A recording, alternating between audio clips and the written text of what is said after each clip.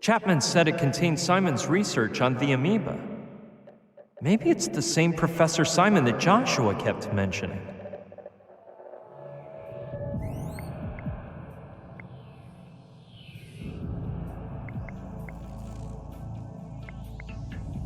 The typical office chair you'd find at an archaeological dig.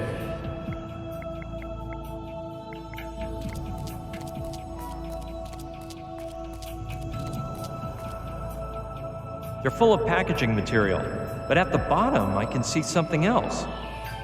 A socket cam. It records straight onto an 80 megabyte hard drive, has 18 megapixel image quality, 12 times optical zoom, and allows for montage and editing in the camera itself. A modern wonder.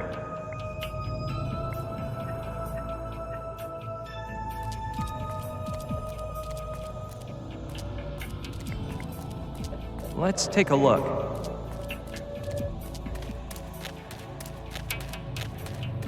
Pignon, my man, don't tell me you already managed to open the amoeba. I didn't think you were that efficient, to tell you the truth. I'll run right down to see.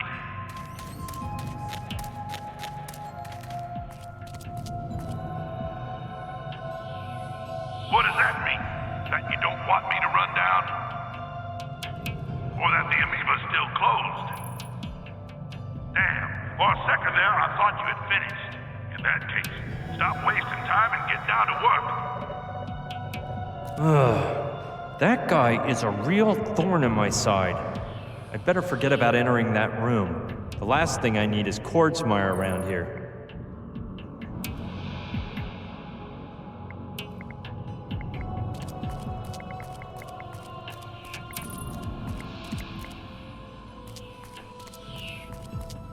There are just bottles of paint and a box full of plastic bags. The bottles are of no interest to me, but I'll take a bag. They look strong. 4-ply is my guess. It's made of several-ply plastic and zips, hermetically shut.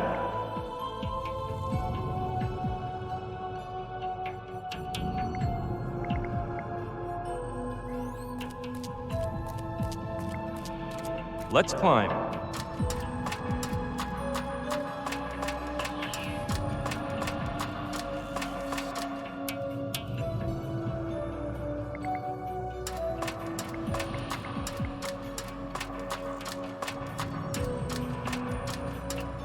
They're surely used to lift up the platform.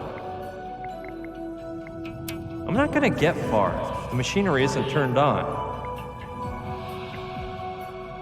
It's full of cracks. I hope none of it falls onto me. It's up.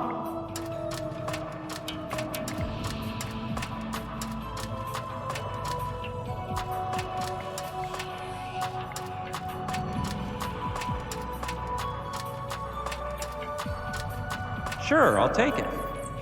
Luckily, it's far cleaner than the doormat.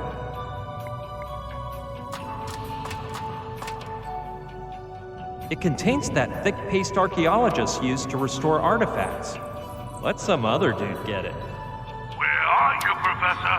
Don't make me play hide and seek. If he comes in, the jig is up for me. So...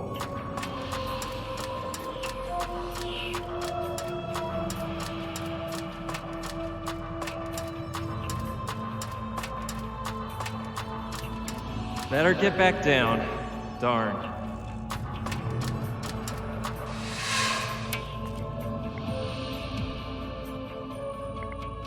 Too bad I can't think of a way to use it.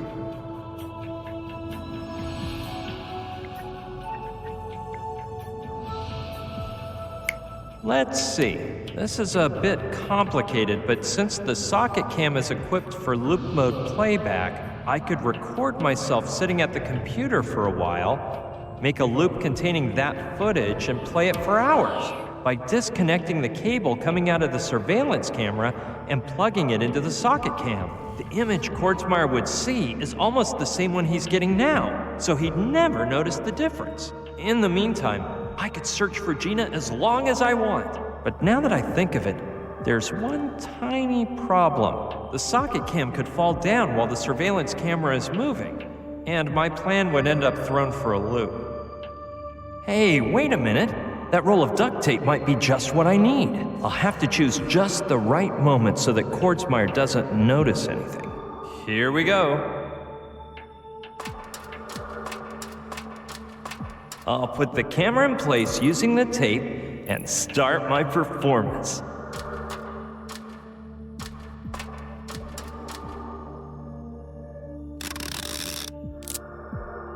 And now quickly to the computer.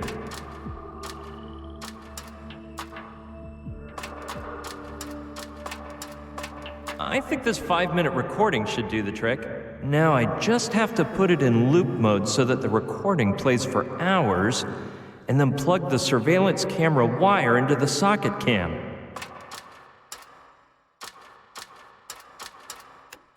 Done.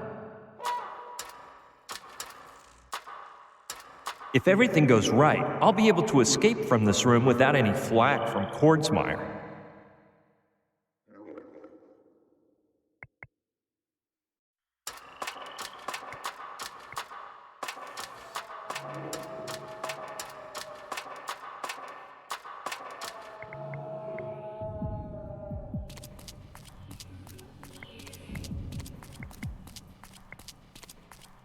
Well, if Kordsmeyer stays quiet, that means my little trick worked. Kordsmeyer isn't saying anything, so I guess I passed the test. Hey, what is that?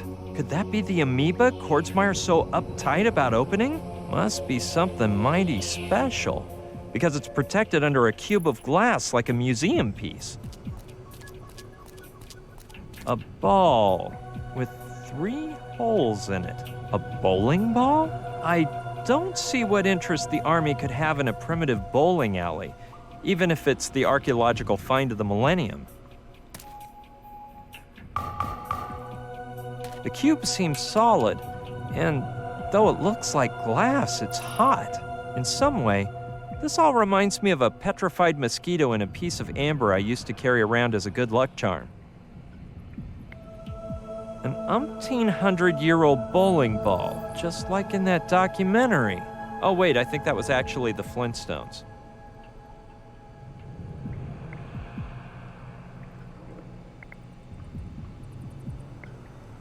I'm sure of one thing, it's not a peephole. I'm sure of one.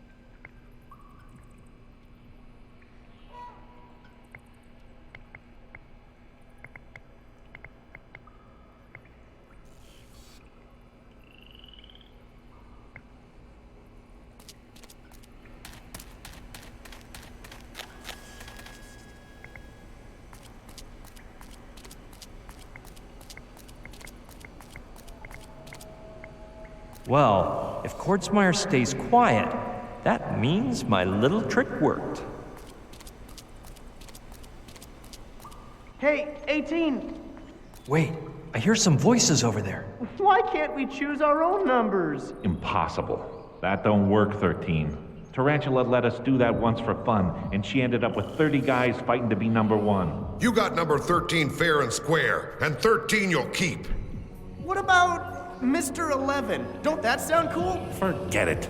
You can only use a number that isn't busy, and there's already a Mr. 11. I can't stand the superstitious. Wait, it ain't superstition, but... well... Excuse me, my lady. We'll shut up now. What a weird conversation. If it isn't a football team, then who were those guys?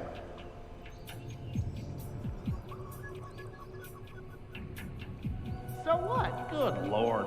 Put a muzzle on it. Okay, Mr. 13 will be my official name, but I'll let my friends call me... Moron. We must never reveal our true names.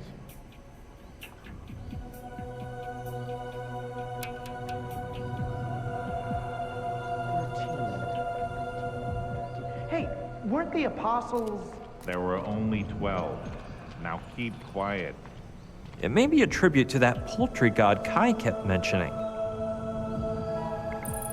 Reminds me of the outfits they wore at Ricky Ricardo's club on I Love Lucy. Needs some maracas, though. 98G. It's confirmed. Cryptology is not my forte. Sure, let's take a peek. How about, sir, 12.999? That's almost 13. Ugh, nice stairwell. Wonder where it leads. There's a couple guys up there. What about 88? Oh, it sounds so forceful and... Who goes there? Bonjour, messieurs. It is moi, the professor. I can't stand professors. Exactly. Whoever you are, where do you think you're going? I was just stretching a bit the legs on the... Listen up. You go up one more step and you won't have any legs. D'accord. I will be leaving. Hey, we really spooked him, huh? No. And if you keep blabbering, I'll sew your mouth shut. Damn soldiers. That black uniform strikes me as odd, too. It doesn't look anything like the ones I've seen before. I don't know. Maybe they aren't soldiers, but they're sure watching that entrance like hawks. So there must be something interesting inside. There's probably a crushed soldier against the door, but I'll give it a go.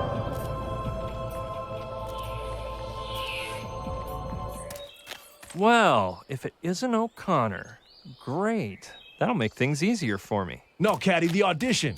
Don't you remember that application form I sent in? And that's not all. I climbed a palm tree, too. Several times. Well, more than once, man. That's what several means, doesn't it? SEVVRUL. No. Several, which means two or more. No, that's not it, Caddy. The thing is, I like to read. If you followed my cue, you might get a tryout yourself. Bonjour, Monsieur O'Connor. Gotta go, man. Duty is calling. Call me later on Channel 5. Professor, you're gonna get me in big trouble. The Colonel has told me I'm absolutely not to let you out of here. Tranquille. Right now, Monsieur Kotzmauer is seeing my hard work in the control room.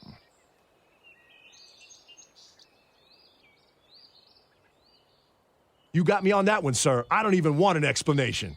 I've had quite a mixed-up day today, sir. Pardon? Why have you called me Monsieur? Shoot, sir. Sometimes I mix people up, sir. You'll get to know me better and see, sir. Hey, Professor. It's the same. Call me Monsieur if you wish. Whatever you order, Professor. Sir. With who were you speaking on the walkie? With Private Cadwallader, sir. He's an utter fool, but he's my best buddy, and I'm teaching him to add up numbers. It ain't easy for him, because his fingers are all twisty, and he can't stretch them out right. What do you know about this place? The same thing I know about almost everything, Professor, sir. A bit more than nothing. Have you ever heard of CIA2? No, sir. I had no idea they'd open branch offices. But I think it would be a grand workplace for a nice soldier/lumberjack who you and me both know.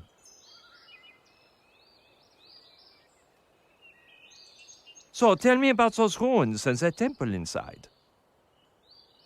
No soldier in the regiment is authorized to go in there, sir. I was only there the day we arrived, to throw out the archers and put up a big steel outpost. Archers? Yeah, but they'd left, sir. The ones who were there were those guys in white robes who were looking around for broken things in old places. Archaeologists? Dang, sir. I just sounded like a complete idiot. Do you know what the amoeba is? No, sir, but I'm sure it's not that complicated. My grade school teacher always said, Zachariah O'Connor, you are simpler than an amoeba. You haven't heard of the Operation Platypus Dream, have you? Not a thing, sir. And I'll be a furry duck if I know what a platypus is used for. If you don't know anything, I probably shouldn't ask. My teacher used to say that too, sir. Dang, I messed up already.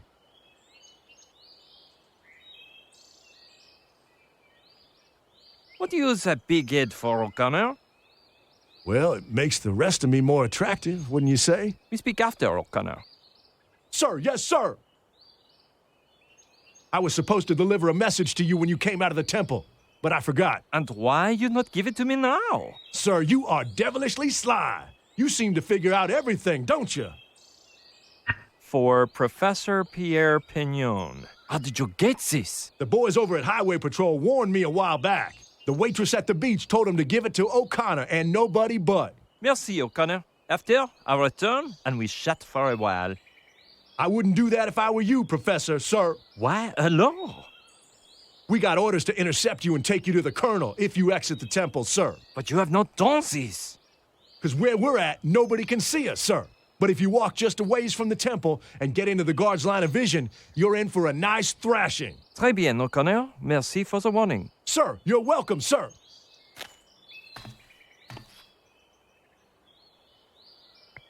Along with O'Connor, it forms a great unit. One provides the brawn, and the other, well, let's just leave it at that.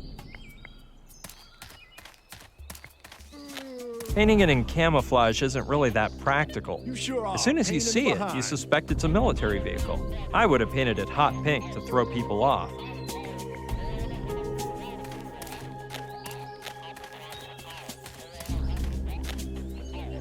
They have no lids, and they're empty too.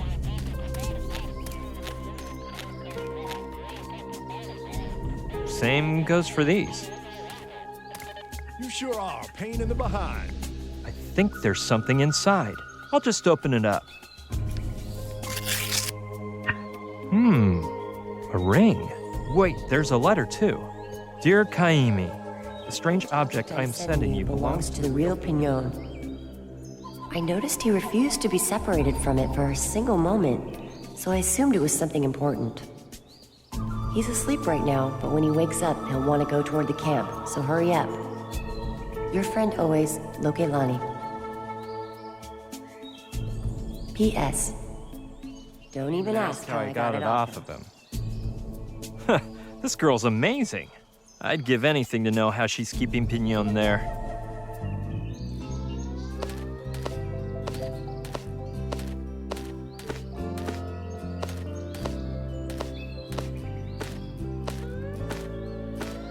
Hello, my dear.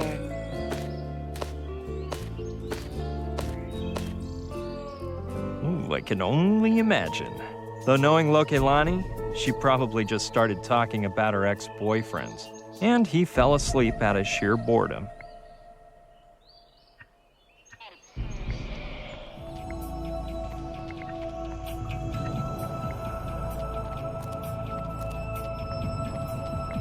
Yeah, the triangle on the ring matches the one on the handle. Let's see. Man, what is this?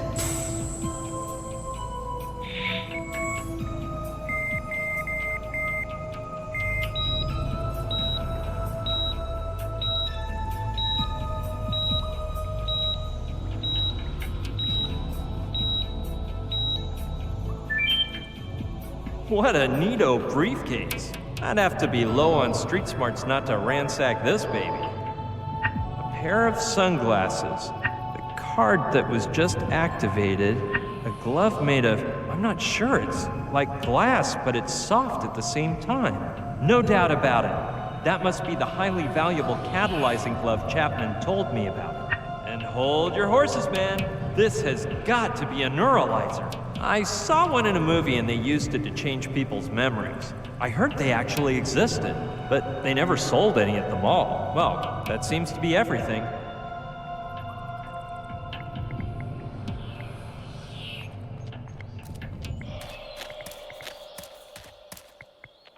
Uh-huh. Monsieur O'Connor. Gotta go, man. Duty is calling. Call me later on Channel 5. At your orders, Professor. Sir!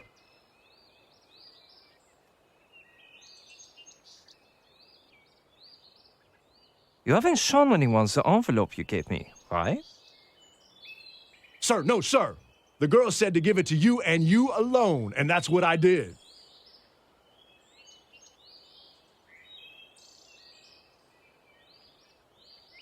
Tout bien. Yes, Professor, sir. You know, I'd like to ask you something, if it isn't too much. How's the audition going, sir? Of what are you speaking about? Dang it, sir! The audition you're doing on me right now. If I pass, I swear I'll be a brave, hard-working soldier, just like I put on the application form for the intelligence service. And me? What do I have to do with all this? There's no need to pretend, sir. At first, I was a smidge confused. But then I realized you're not Pignon. You're the policeman disguised as a civilian who interrogated me at the beach. And when I saw your intelligence colleague with that envelope, I said, Zachariah, that officer has come here to scout out your talent. So don't mess up the audition. You talking to me about the CIA was the humdinger, sir. So, how is it that you, of all people, recognized me?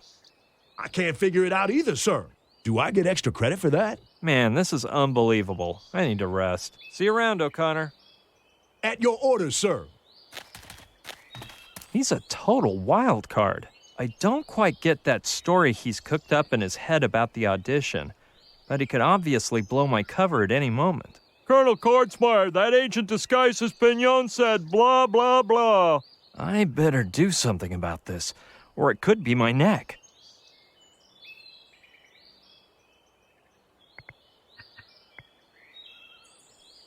Yeah, this contraption will erase O'Connor's memory, and I can make him believe I am the actual Pignon. Better put on the sunglasses to make sure the blast doesn't neuralize me, too. Soldier O'Connor, stare at this object, please. Caddy, we'll talk later. Yeah, I'll keep it on Channel 5. Sir, yes, sir. Listen carefully. This is not a test, and I am not an MP. My name is Professor Pierre Pignon, and any memory you have to the contrary will now vanish forever. Oh, and from now on, you'll read no more weapons manuals, just Barbara Cartland romance novels.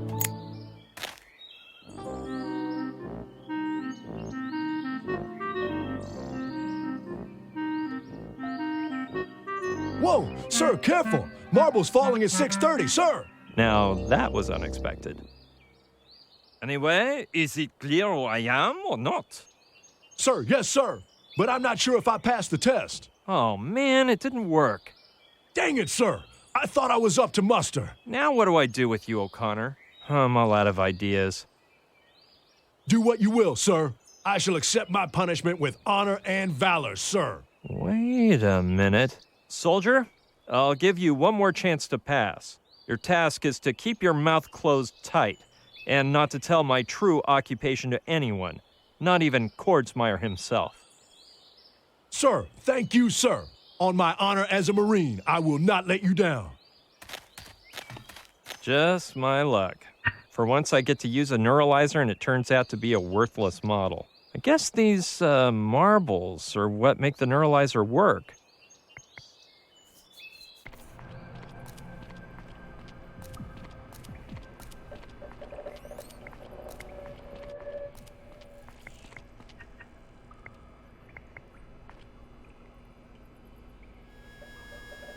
Like an ATM machine?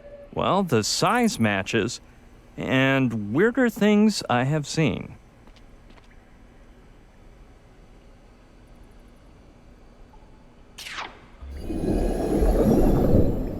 Did I just see that? Or am I imagining things? Yep, the cube vanished.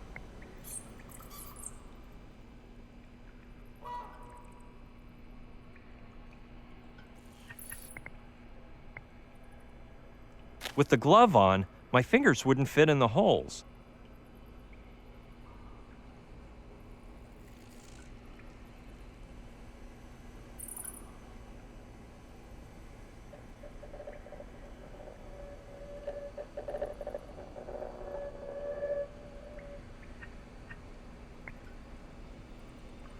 Doesn't seem too logical, but 3 holes? 3 marbles? What the heck?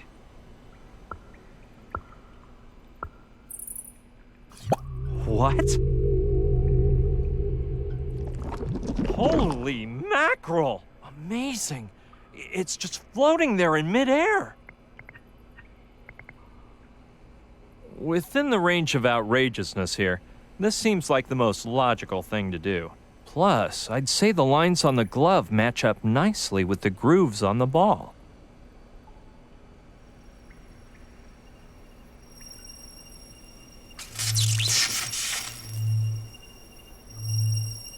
What the heck? It's as if two things had formed. I don't know how to describe them. This sounds crazy, but they look like twin black holes. Let's see. Man. If I stick my arm through one hole, it shows up 3 feet away in the other. Either I've been drugged or this is candid camera. Anything's possible. Whatever this is, it almost scared the catalyzing glove right off my hand. And it looks so fragile, it probably would have shattered to pieces.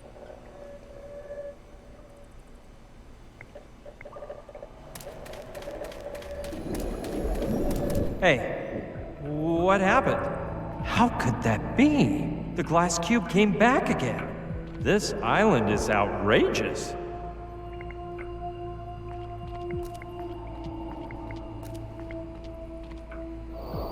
It says it belongs to the Contactors International Agency, whatever that is.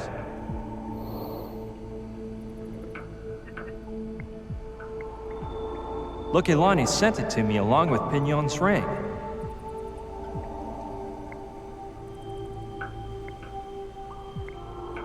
Look, Ilani sent... Look, Ilani...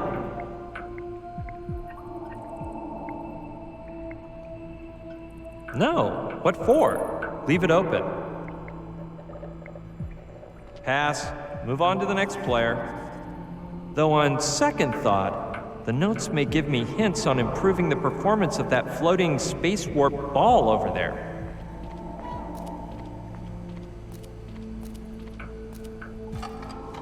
Each of these docks is longer than the Baroque trilogy. I guess I'll have to tap into my speed reading skills.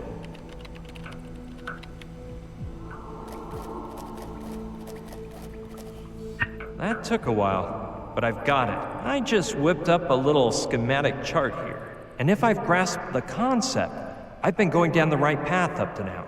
The marbles, the glove, the appearance of the black holes, vortices, according to Simon. But what I have yet to do is even more unbelievable.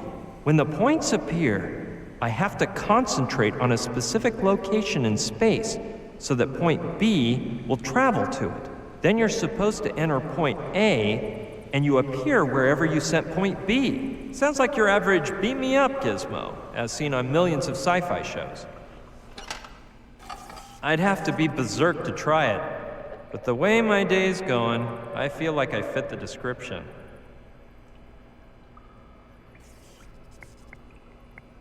Damn, that lame cube again. Let's see if the same thing happens again.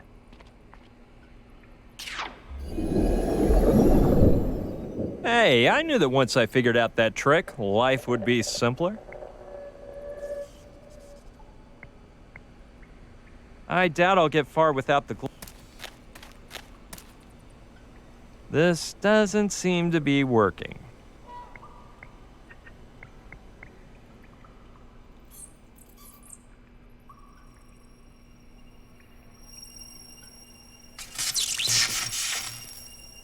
According to Simon's notes, I should concentrate on some point in space to make point B travel there. Now, what place should I think about?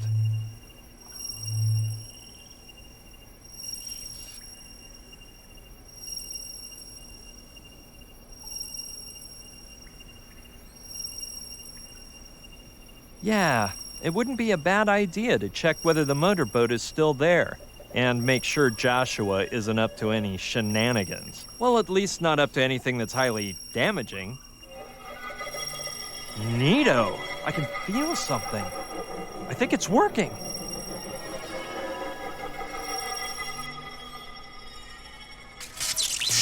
Hey, point B disappeared.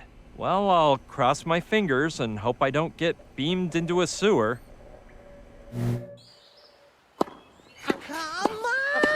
Hurry up and finish! Isn't it my turn yet?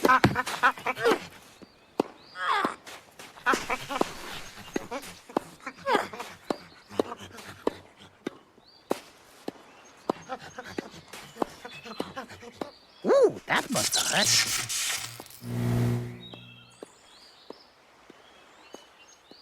Hello? What's happening? Joshua!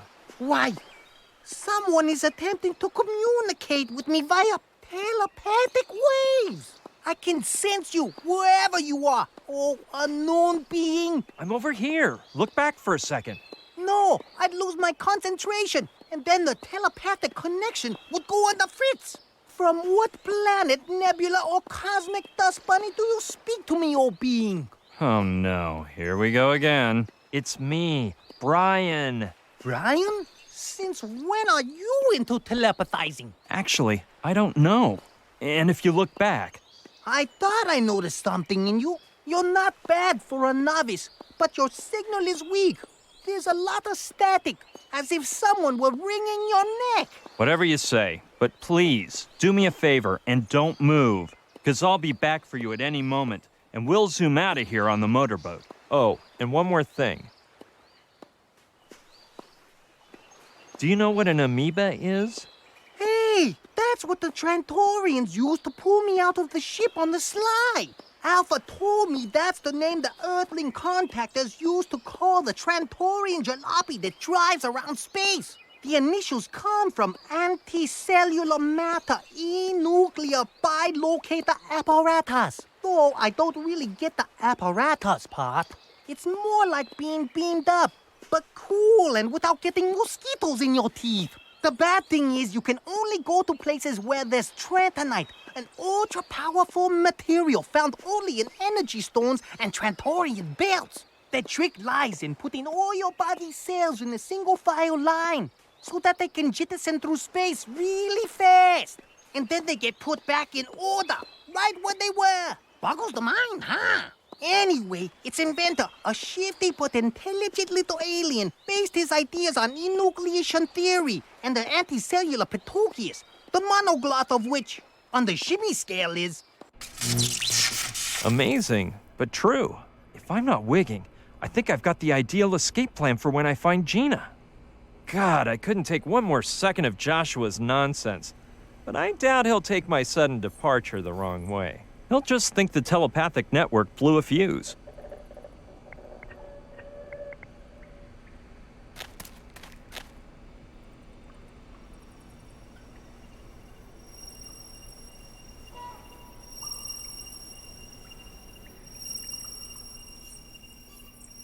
It's been so long since I saw my parents, but I think I can hold out a while longer. It worked before. I hope I can do it again.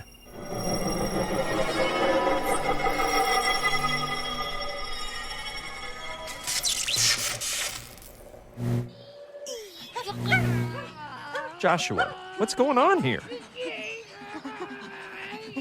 Brian, I can't telepathize at this exact moment. I'm operating on a boy. Boy, little demon is a lemur. A lemur? I knew such a smart guy could never be human. Well, it turns out the paddle slipped out of the other guy's hands, flew off, and got stuck in this poor thing's teeth. It was a tragic scene, but luckily, I was on hand. This kid brought me a couple of packages filled with molar repair gadgets, so here I am trying to remove the paddle. Oh, you're familiar with dentistry? Not a thing. But we geniuses take advantage of our inquiring minds. Listen, you go out in the neighborhood and play, and let us pros get down to work. He needs to be banned from entering any wildlife preserves.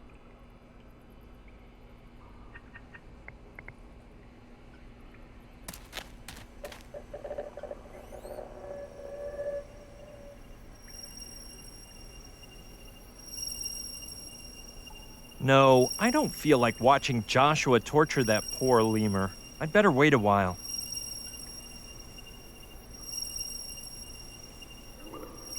Yeah, here we go.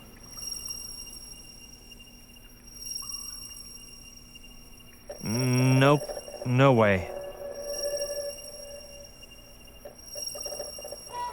Yeah, I could try to speak with the real Pignon and convince him to help me.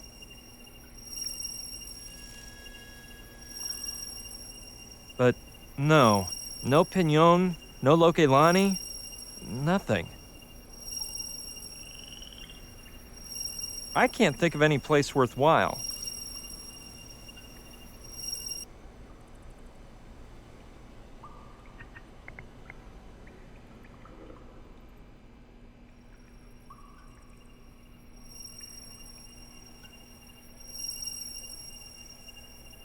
No, I don't feel like watching Joshua torture that poor lemur. I'd better wait a while. I bet Sushi would do anything to help me, but I don't know what that would be right now. I can't think of any place worthwhile.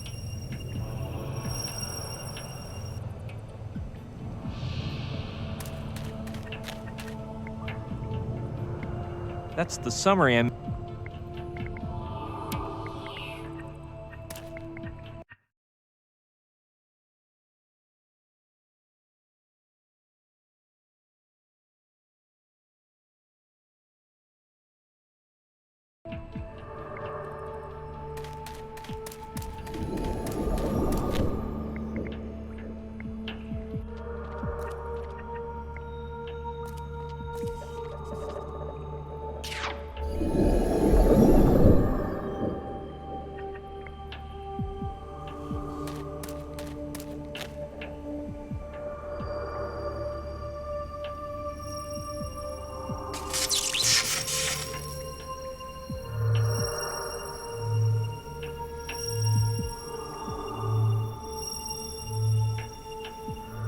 Yeah, I could try to speak with the real Pignon.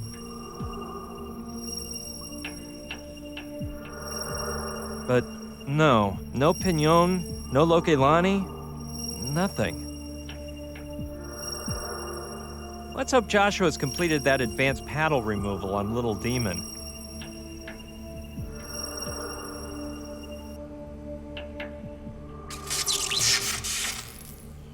And it may sound gross, but it saved my life when the toilet was busy, cause I'd place my derriere through the amoeba and into the next toilet over. Unless... Joshua. Jeez, don't rush me! I'm finishing already! So anyway, Alpha says that... Wait, just answer one question. Okay! What a pain in the neck!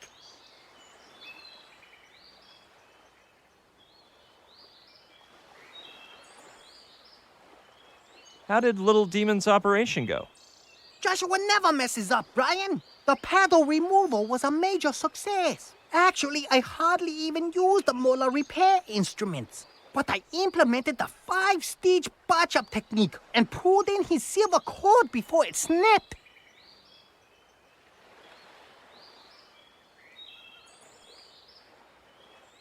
Could you lend me the dental instruments you used on Little Demon? I would, but you know how weak my telepathy is when I try to work with material objects. I could never do it, but you're a genius. I bet if you concentrate hard enough and throw the instrument straight up, you'll break the time-space continuum barrier and I'll catch him. I see you're getting to know me. Well, I'll try to make you happy. Which do you want? The probes or the removers? Probes? Okay, catch. Here they come. Shoot the glove! Chapman even warned me. I find an amazing way out of this camp and my invention gets messed up before I can even use it. At least I got my hands on these dental torture tools, which I plan to take full advantage of. Without a glove, there's no way to open the amoeba. So I'm basically shafted.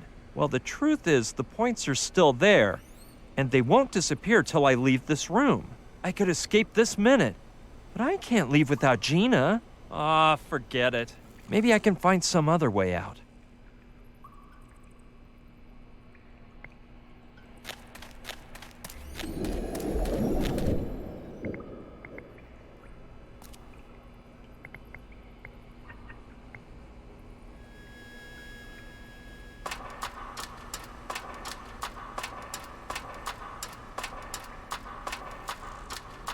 Why not? Since I have no key, I can see how my lock-picking skills are coming along.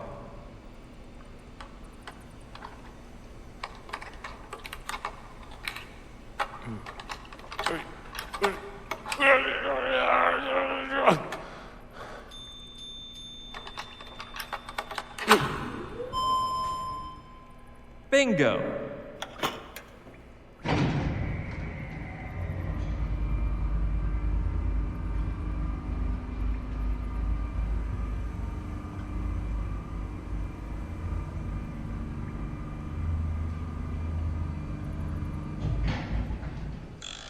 It looks like it's not going up any further. It'd make a great swing. It seems to be hollow inside.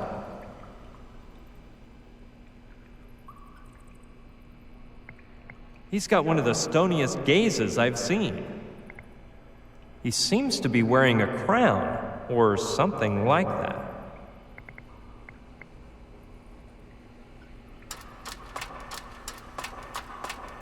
Doesn't seem too hard considering the increase in my skill set throughout this adventure.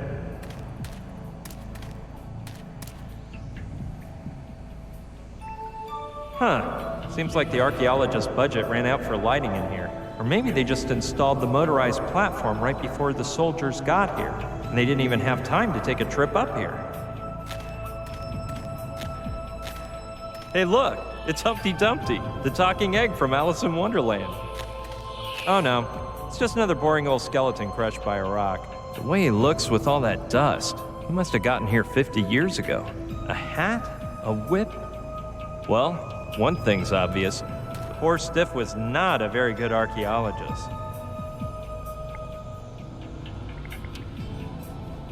Couldn't I look at something more pleasant? You work your fingers to the bone, and what do you get? Bony fingers. It's so old it might fall apart if I touch it. I don't think I'll ever wear it, but why not? Ah! Holy tarantula as big as a cow! Lucky it didn't move.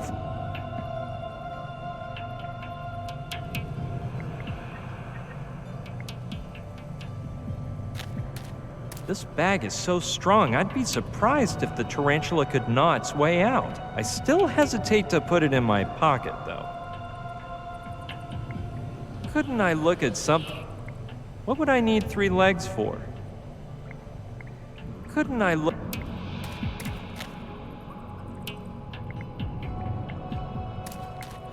The strap is caught under that big ball. I don't know if I could get it out of there. But it's such an antique, it's probably useless anyway. What I will do is search inside to find something special. Bottle full of dust. Let's read the pretty label. Stenchazole, 'cause everybody hates snakes. Sounds like a home consumer club special. Let's read on. Genuine miraculous stenchazole with a formula based on the age-old recipe created by legendary Dr. Jimmy Snake Slayer Canyon. The enhanced formula contains 13% more anhydrous sulfur and sulfuric acid, potent noxious odor stabilizers. Therefore, the pestilence from just 1 bottle of genuine stenchazole keeps your home free of reptile invaders for weeks on end. Purchase now to obtain the vermin repellent recommended by the Royal Agglomeration of Adventure Seekers and the Kensingtonshire Homemakers Union. Not available in shops. Warning, once open, do not breathe at a distance of under 100 feet. Extremely malodorous vapors may cause irreversible damage to some users' olfactory glands.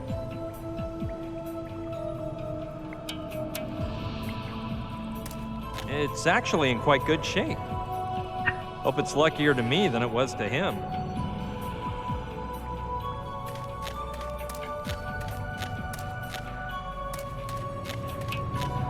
Sure, let's see where it leads to. I can't wait for one of those huge rolling balls to appear and smash me up against my hat-wearing friend. I'll have to take it slow. It's pitch black in here. There seems to be a little light over there. Well, only an optimist would be excited about this much light, so I guess I'll pretend I am one. Tarantula! I hear voices.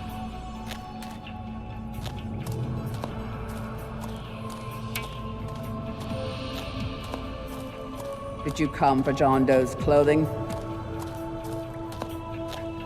No, I'll send someone later to take it to the lab. Right now, the scientists are too busy with the Trantonites he brought us. Have those dumb items he ordered been delivered? A while ago. As soon as they were taken to him, he put on the soccer uniform, drank 2 cans of onion soup, and lay down to watch a TV movie. It was quite a disgusting scene. What about Pignon? I didn't want him to see me. He thinks I'm watching him like a hawk through the surveillance camera. It's better this way. I need results, and I don't want him losing focus for a second. Something doesn't add up, Nathan. If what you want is NG0, why didn't you make Doe bring it, instead of those rocks? Trantonites, doll. I wanted our contact to be someone else. But Doe is really just the chef, and it would have created suspicion if he droned around the NG0. That's why I thought of the Trantonites. Simon said they weren't controlled by any security systems. Some poppycock about how Trantor, its inhabitants, and Trantonite are all the same being. Their existence, therefore, depends on those rock things, which none of them would even think of damaging. Except for Doe, right? These 40 years in the service have taught me the world's full of embittered sourpusses, and it ain't hard to turn them into traitors. Finding Doe was just a matter of time, just like now. Ha!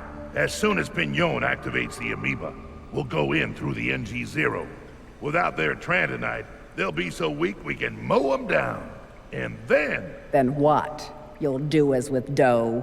You'd betray your own people and act behind the president's back? Negative. I'll protect him from himself. I'll clean things up and get rid of the sissies who are using him. Wimpy hamburger-devouring civilians who don't have the balls to grab a machete and cut the bull's head off. What the heck? This country was founded by generals, by soldiers. Calm down, little soldier. I'm with you. As long as you keep paying me what we agreed, that is. Tarantula, I've got some news. We think that spy is around here, in the camp. The signal ain't clear, but we're trying to zero in on him. Damn that 2-bit civilian. Mobilize everyone. Let no one sleep until we catch him. Ha! He's walked into the wolf's den. No doubt about it.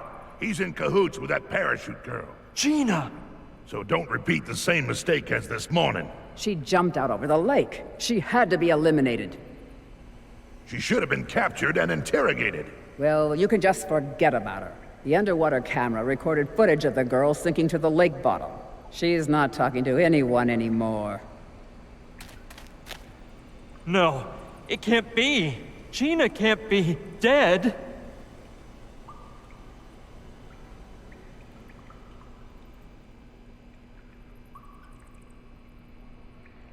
No way.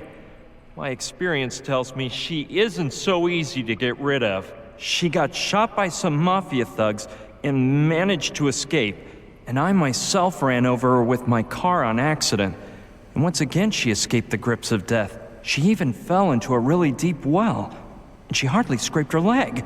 And now, well, maybe I'm wishing on a star here, but Joshua says that the alien spacecraft is at the bottom of the lake. And considering the way things stand, maybe what he said is true. It seems nuts, but I think my only way out is to help him find Professor Simon. Gina doesn't deserve for me to give up. I'll have to act carefully, however. If I heard things right, they think I'm a spy and they're hot on my trail. And don't mess up again, doll. Don't be afraid of him, my little pretties. The day I grow tired of him, you'll see. Oh, you're all so lovely. Angelina, Augustina, Andrina, Agrippina, Alexandrina, Alphonsina, and Adelina. You, where is Adelina? I don't know anyone named Adelina. Amateurs. I stop for 1 second to speak with the colonel and you lose a 20-inch long tarantula. Oh, poor Adelina. It was 13's fault. Hey, I didn't do nothing wrong. 18 did it. Liar, it was 17. It was... You, for instance.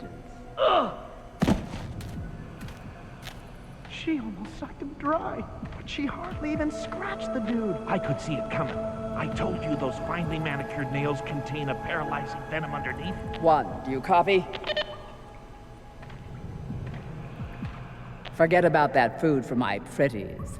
I just came across 180 pounds of feed, but it's too fresh for their weak stomachs. You know what to do. Hey, I thought spiders ate insects. Normally they do, but these have been raised on decomposed flesh. The worse it smells, the better. Silence, or you will be accompanying 17. That's the girl I almost ran into the first time I came into the camp. Who'd have guessed she's a grade A psychopath? I better hurry up and escape through the amoeba, or I may not live to tell this whole story. This must be the Tiki Temple everyone keeps mentioning, though. What I don't get is what the heck that huge metal arena is for. With that circular structure and the size, it almost looks like a coliseum. And it's surrounded by men in black like the ones from before. So something important must be hidden inside. Probably that John Doe. I wonder who that guy is. This is all so weird. MJD 1941. No idea what that means. It looks like it has clothes in it. A uniform, perhaps? Not very discreet, by the way. This may just be a coincidence. But the palms of those gloves remind me of the palms of those catalyzing gloves I wrecked.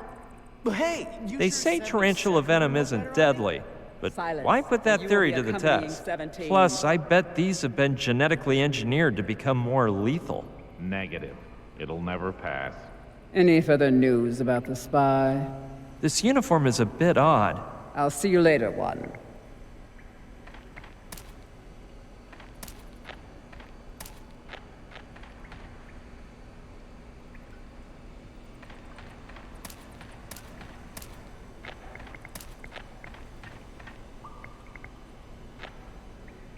This bag is so strong, I'd be surprised if the tarantula could gnaw its way out. Well, if I do this right, it won't even come in contact with my fingers. Let's hope she's still asleep. Got her! Those holes I made with the probe should keep Adelina from suffocating.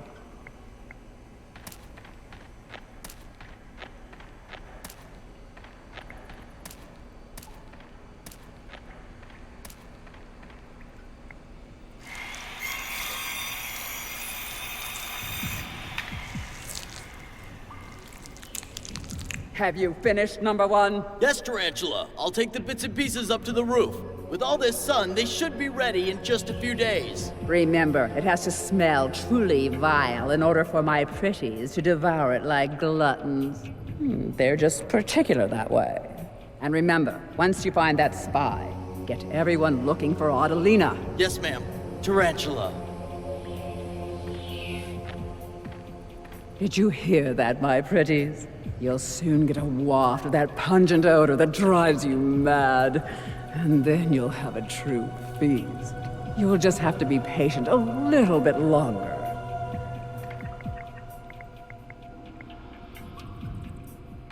Of course, the spider will run out, Tarantula will follow it, and I can go grab the glove. Wait, what am I saying? How could I be sure the spider won't make a beeline for the terrarium? Darn, I'd better forget it. Calm down. You're being prepared.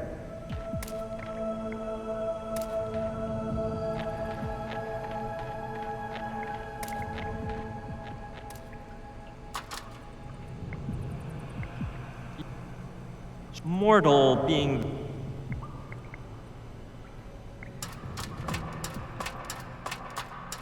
Let's hope the old rule that everything that goes up must come down works as always.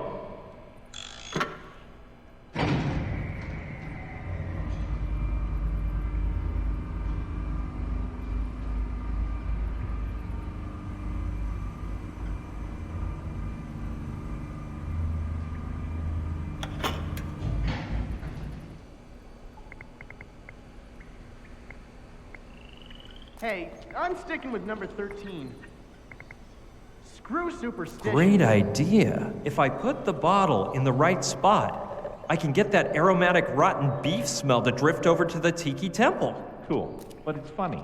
Did you know you're the 13th guy to be called 13? I won't be able to get beyond this point without being caught. Okay, I'll open the bottle and hide it inside this crack. Crap! And, what happened to the other 12, if I may ask? This bottle's so old, I can twist it open. I'll have to put the creative juices to work. Guess. You saw what happened to 17. Oh, God. I have to ask Tarantula to switch it for me. Yeah, that one on the right will help me get some leverage to twist off the lid. Oh man, disgusting. For once, an advertising slogan that doesn't lie. This could raise the dead. If I hadn't closed the lid right away, it would have knocked me out.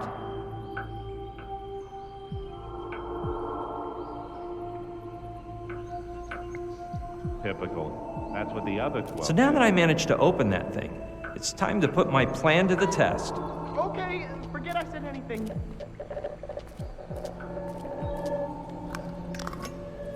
Since we're all wearing uniforms and goggles, I can fool Tarantula if I tell her I'm 37, can't I? Perfect.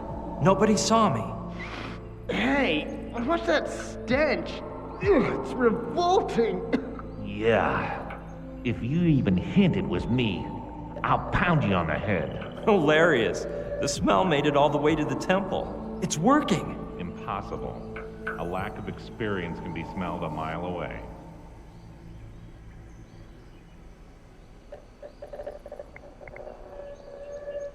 "13 elephants sitting in a tree. Kissing. Oh, shut up. We're working. Ooh, imagine this. 13, the Tiki Justice Maker.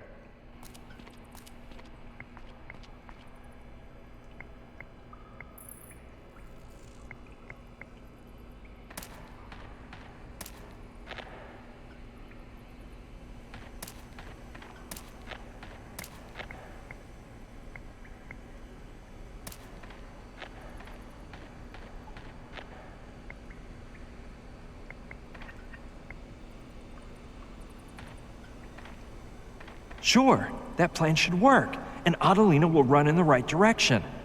Even I can smell where that icky stench is always emanating from.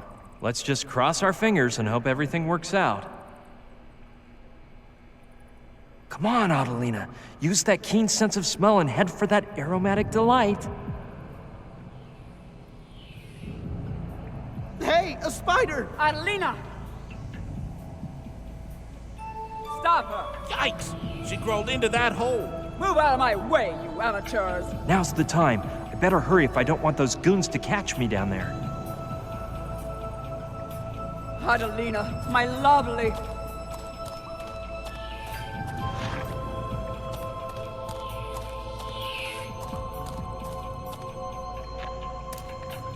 The right glove is the one I want. Good. Now, wait, I heard something. It's Quartzmeyer. Tarantula, is Pignon here? No, what's got your gun all cocked, soldier boy? You're not jealous of a scientist. Pipe down. It was that damn spy disguised as Pignon. He messed up the security camera and escaped. What spy? I thought his face looked familiar. Of course, now it makes sense. A while back, my men told me that the spy was here inside the ruins, according to the signal. I couldn't imagine such a system breach, so I told him to fix the locator system. So, if he's not in here, he must be in the other room. Come on, doll. Let's go swat him. Damn, they caught me. Hey, wait! My twins!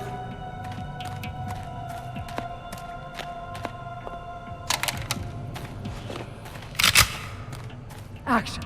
Finally, I get a piece of the action! Talk about bad luck. Right when I get the glove to escape, they find me out. If only I knew what that locator was made of, and how they managed to find me. Anyway, I have to get my neck out of here before it's rung.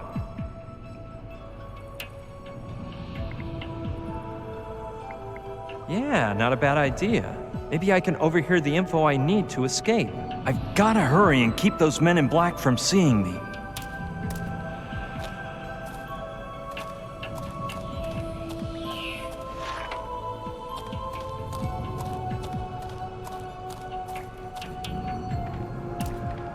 I think that wheel-like thing next to the antenna is used to change the channel. Unless it's a walkie canteen, which I've also seen on the market.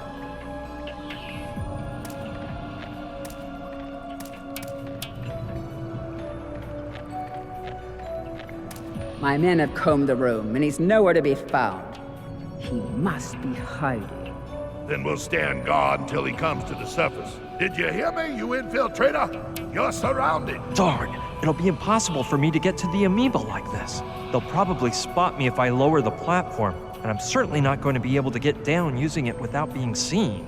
Better not move till I come up with a bright idea.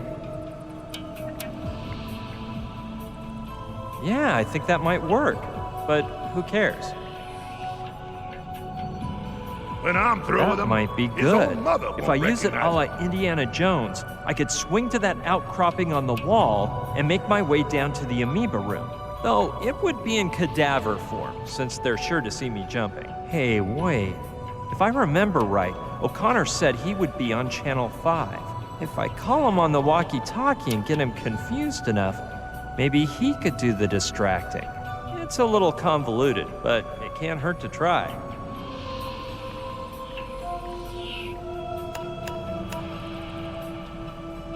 O'Connor, do you copy? Gosh, Caddy, you are one royal pain. Soldier O'Connor, it's me, Colonel Basco, your intelligence service examiner. Oh, sorry, sir. I thought you were a moron. Whatever. I just wanted to say you passed all of the test stages satisfactorily, except the most important one. Oh, man, I meant this moron friend of mine, sir. Just listen. You are to enter into the ruins screaming. My colonel, Professor Pignon, has run off toward the lake. I'll hop to it, my colonel. Run, soldier, run! Where in tarnation's he gone? Calm down, Nathan. He'll turn up sooner or later. Pignon has run to the lake, my colonel. Follow me. Down we go.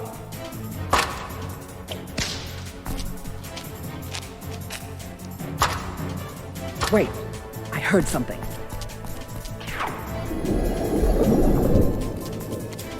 Come on, come on, come on!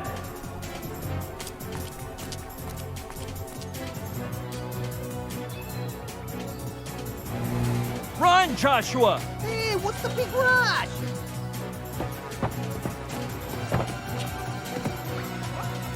Joshua! Hold on tight!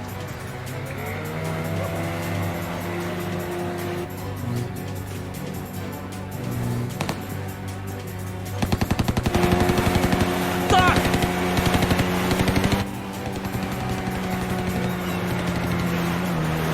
So where does Simon live?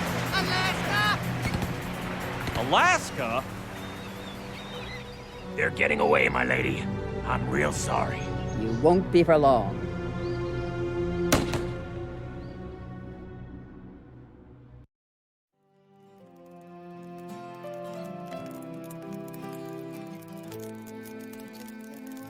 Brian, if anyone else were telling me this, I'd never believe it. Me neither, Sushi. The whole part about the amoeba is astounding. No, I was talking about Joshua. How could he be such a klutz? Sometime I'll tell you about the mess he made in our room.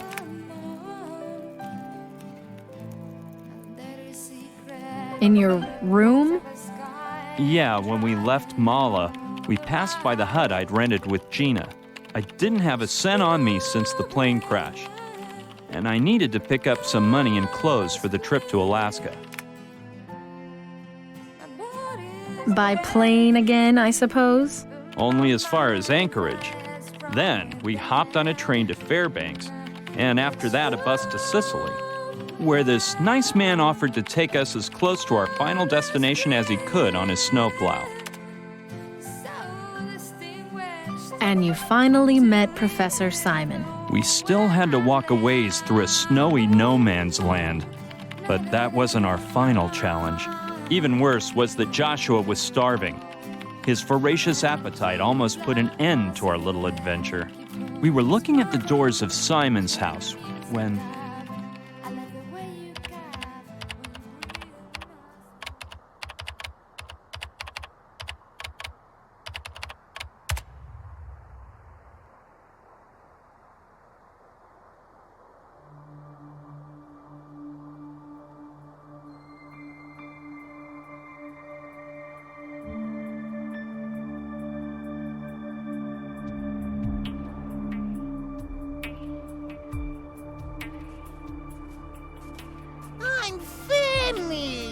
We're almost there. Professor Simon will give us something to eat.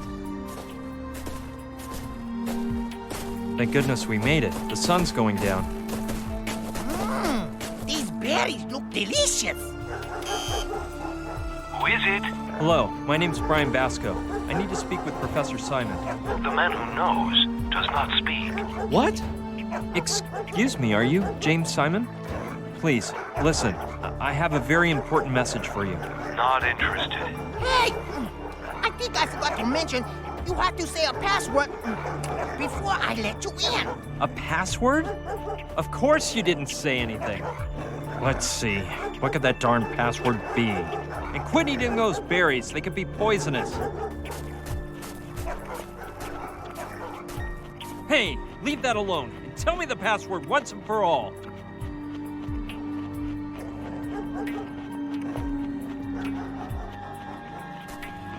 You see, Professor Simon will say who knows what about the man who knows. And you have to answer him. Yes, you must tell him.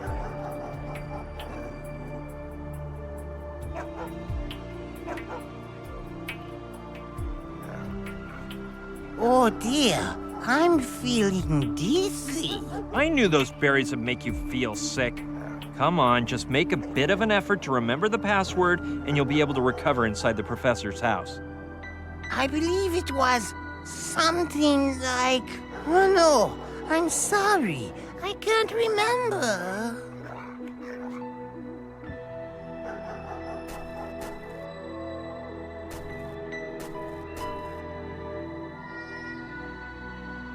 It's all right, calm down. When we were coming up here, I saw a shelter by a lake. We'll go up there, and I'm sure you'll remember that password after a bit of rest. Come on, I'll help you. Joshua, the fire is already lit. You rest and try to get over this as fast as possible. You've got to remember that darn password. Maybe you should try to do something about this. Who knows how long it'll take Joshua to recover? If I insist, maybe Professor Simon will let me into his house. By the way, when we were walking down to the shelter, we saw a pretty strange guy. He was wearing this humongous fur coat and taking pictures or something.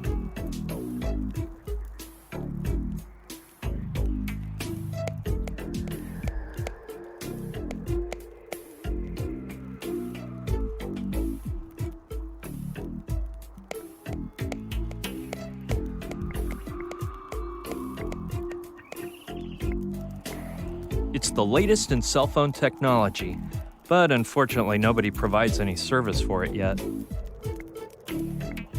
I must have $1,000, because you never know what you might be needing.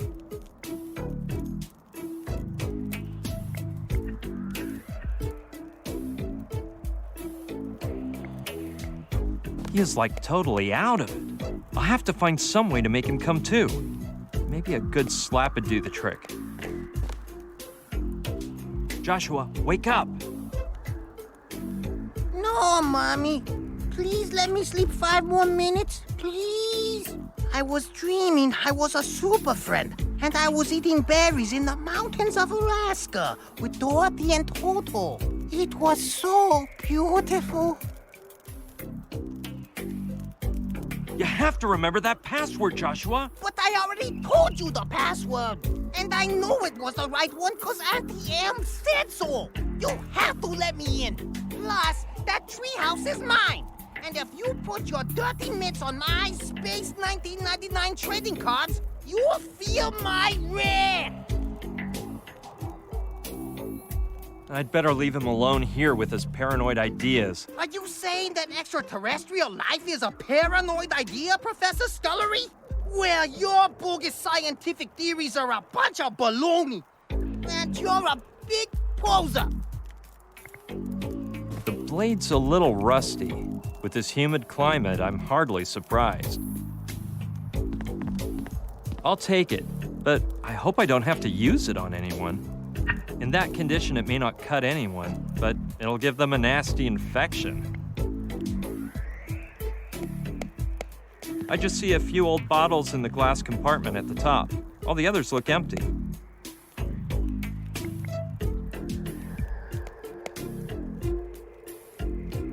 It's seen better days, so I wouldn't make an omelet in it anymore.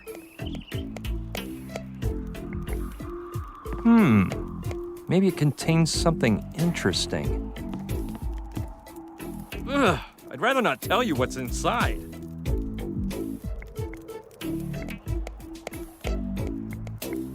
With that pile of firewood I stuck in, it should keep burning for ages.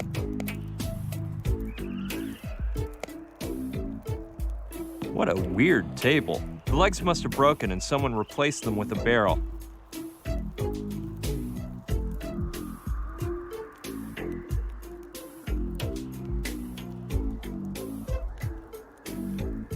Looks like a nice red.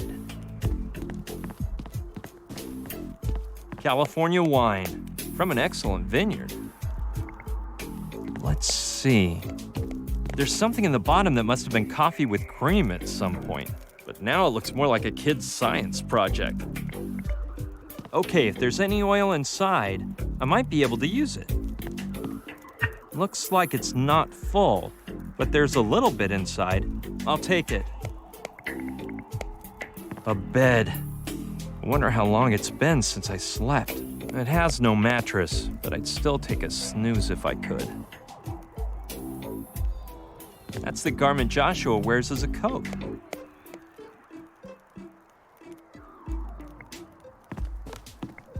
I'll take one piece of firewood. Oh, it weighs so much I can't imagine taking them all. One of them might have a solution to all my problems. Back in my dark period, I would have loved this 19th century French lit, but fortunately I got over all that. Well, I guess it's for the best. I'll attempt to go find help to get us out of this crazy mess.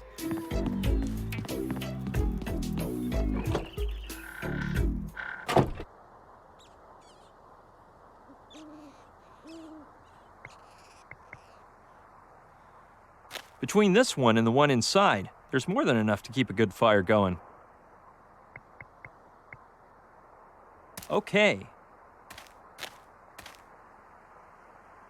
Too bad. It's empty.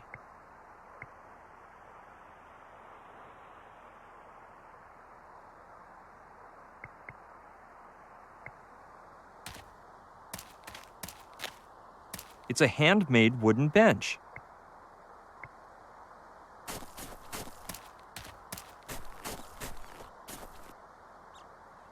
That's one of those doohickeys they use to drag heavy things with. The cable is released, then pulled in by a small motor. I think it's called a winch. She's a beaut. As soon as this mess is over, I'm gonna buy a pickup just like it. It's the mascot of a pizzeria. How appropriate for this region.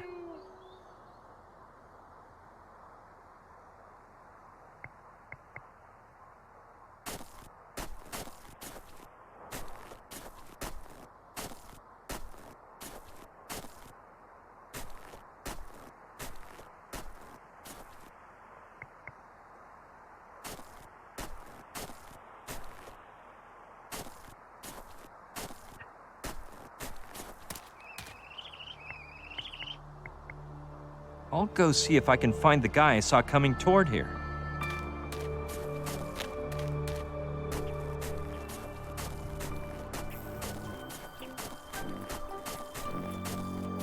Hello there, my friend.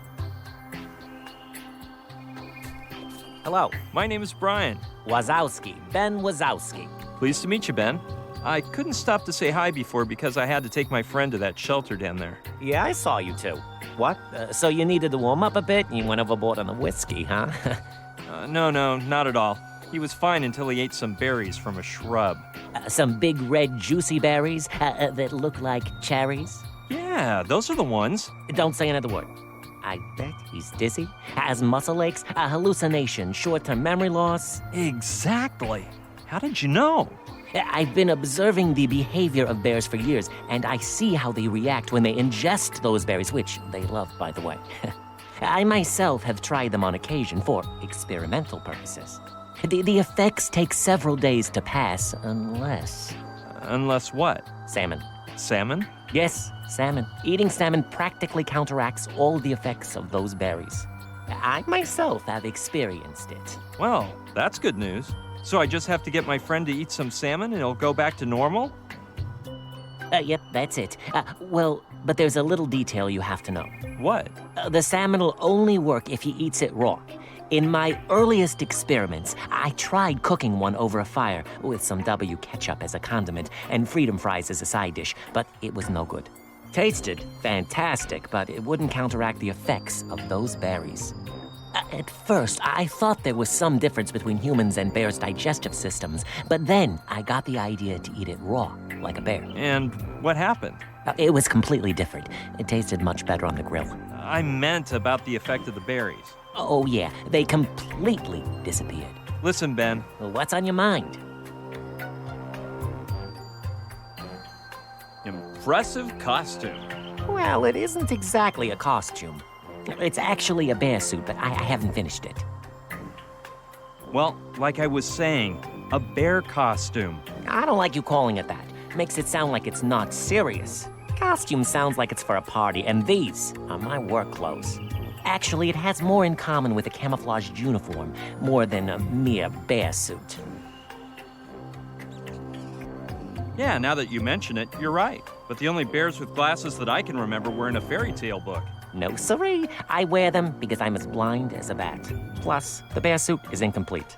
I asked the guy from the pizzeria in Sicily, the closest city to here, to order it from the same website he bought his moose suit at, but they sent it without the head. And so I asked myself, what is a bear without a head? I don't know. The extra part of a hunting trophy? No, my friend.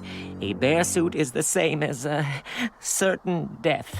If I make my way into the pack looking like this, the bears will say, that one there, he isn't one of us.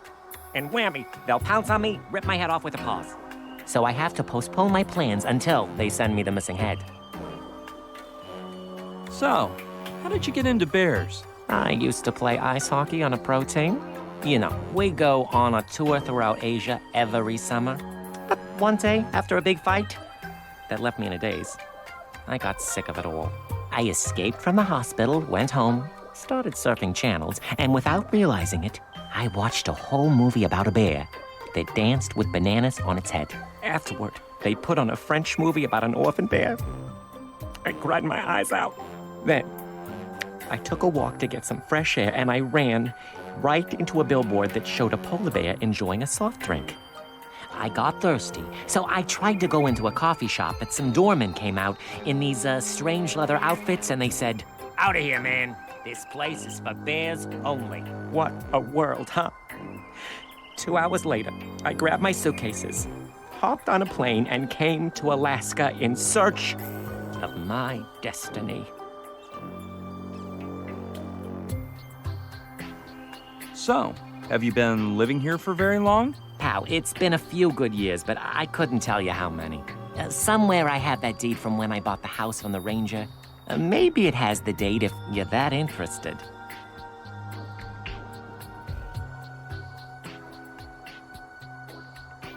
Seems like a nice place to live, as long as you like being alone. Lonely, you say. No, amigo, no. Bears are unbeatable companions. Much better than most people. Then there's Sash, who brings me pizza once in a while, and we play Parcheesi together. Plus, some folks just randomly show up, like you today. Have you seen that little plaque I have in my room? Some Spanish fisherman who passed through less than a year ago gave me that.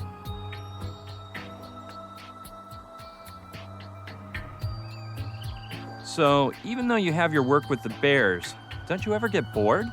Idleness is the tool of the devil, Brian, and I don't have time for him. The few free moments I have for myself, I spend drinking some beer from my keg or playing the guitar for a spell. Since I know nothing about music, I have a great time making funky noises. About what you said regarding your costume. It's a bear suit, Brian. A bear suit.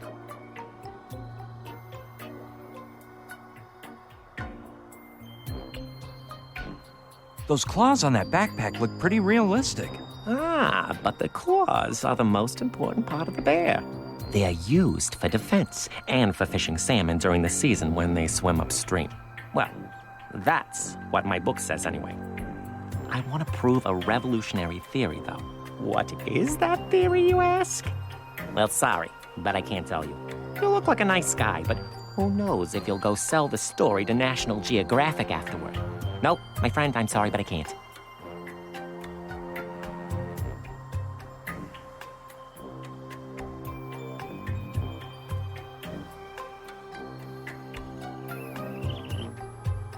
Could I borrow a fishing pole? I could if I had one. But the last time I went fishing, I accidentally pricked a cub in his private parts with a fishhook. I don't think it did him much harm, but boy, was he mad. He chased after me till he wore out. We ran in circles for hours around Professor Simon's house. When I got back to the river, my fishing pole was gone. I never saw it again.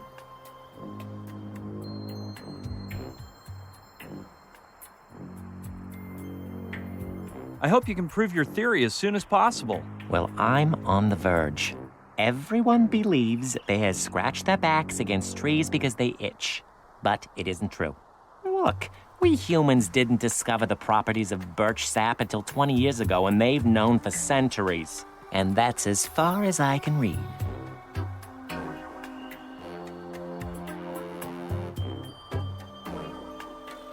What really shocks me is your bear costume. There you go again. Didn't I tell you it isn't a costume?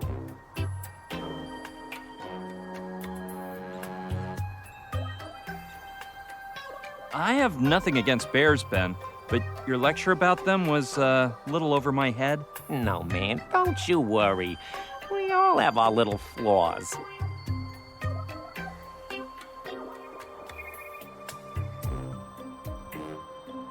Do you know Professor Simon? The guy in the big house up there? Not very well. I've seen him hiking around from time to time, and once in a while I walk by his house, but we haven't chit-chatted much. I think he's kind of a loner.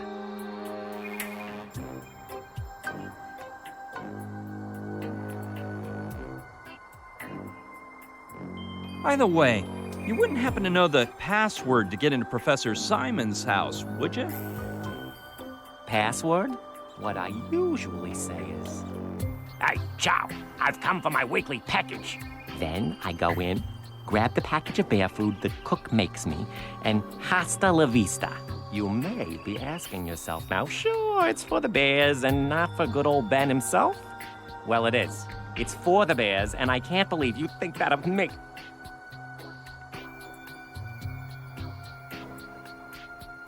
Do you think they'd open up if I pretended I was you? Since there's a camera as well as the intercom, and it wouldn't be good enough just to say you're me, I get the idea you're asking yourself.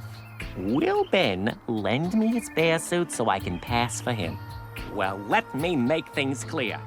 The bear suit is sacred, and I don't lend it to anyone for anything in the world.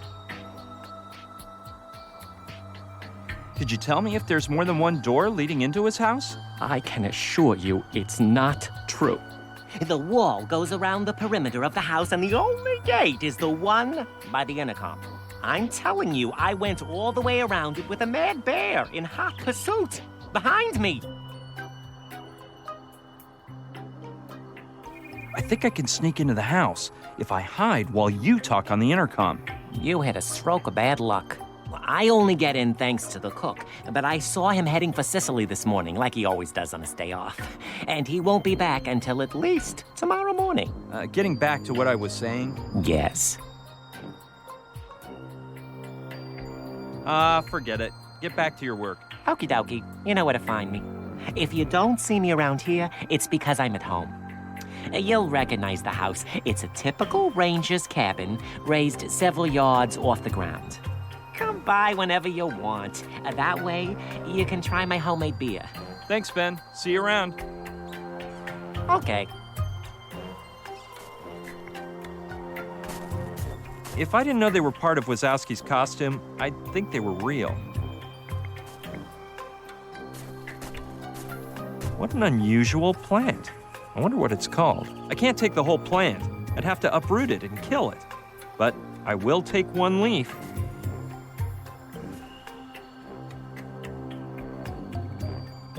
take it to my pal Rutger. He'll think it's way cool. The zoom on that camera is amazing. Yes, sirree. It ranges from 25 to 250 millimeters.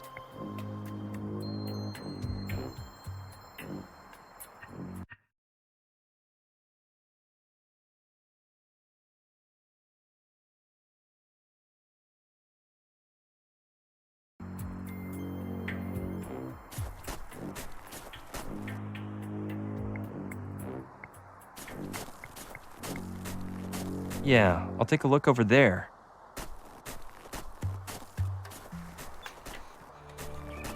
Wow, I've never seen a completely frozen river before. I'll try not to walk across it just in case the ice breaks. The ice layer seems thick.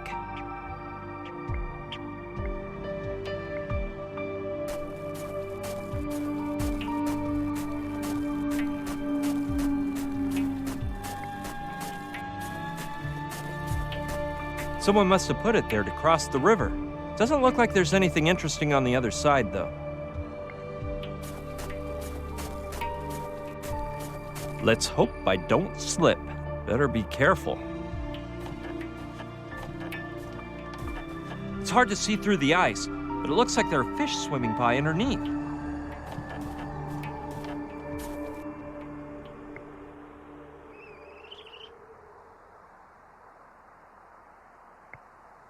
I don't think it'll do any good to climb up, but what the heck? Just like I said, nothing new here.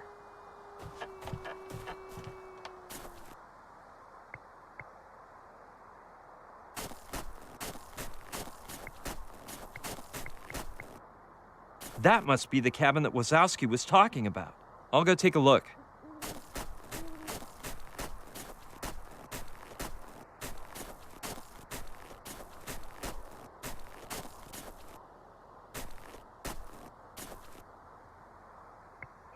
That's a pretty rough-looking axe, but it seems handmade.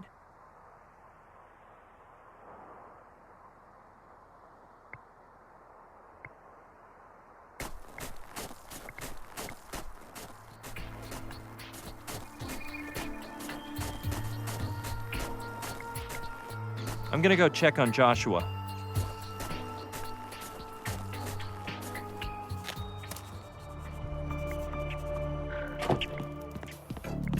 Darn, he seems to have fallen back into a dreamlike state. I'll have to shake him up a bit again.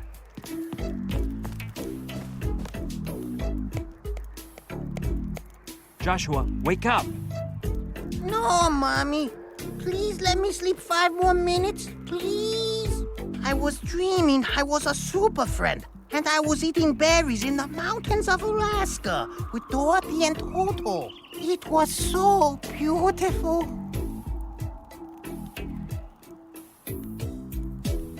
Joshua, it's me, Brian, your friend. Nice to meet you, Brian. I bet you don't know what that name means. Well, I don't have a clue either. By the way, my name is Joshua, which means liberation. Boggles the mind, huh? You don't know how much love I feel inside.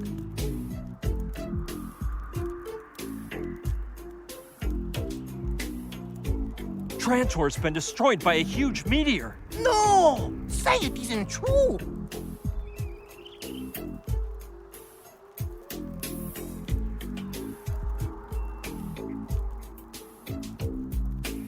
Nothing's happened to Trantor. You just need to eat some raw salmon to remember the password. Raw salmon? A lunatic wouldn't eat that.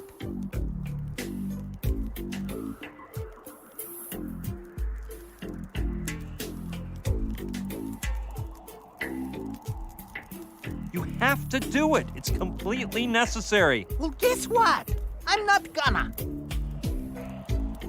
Is there no way to convince you? No, Brian. I am a civilized person. A decent Tranto-Japanese American. And I don't eat raw animals. You think I'm some sort of polar bear? Japanese? So you do have some Japanese blood in you? Of course. What do you think? My ancestors were samurais. I believe my grandpa's the one who came to the States, but I haven't really studied the family tree.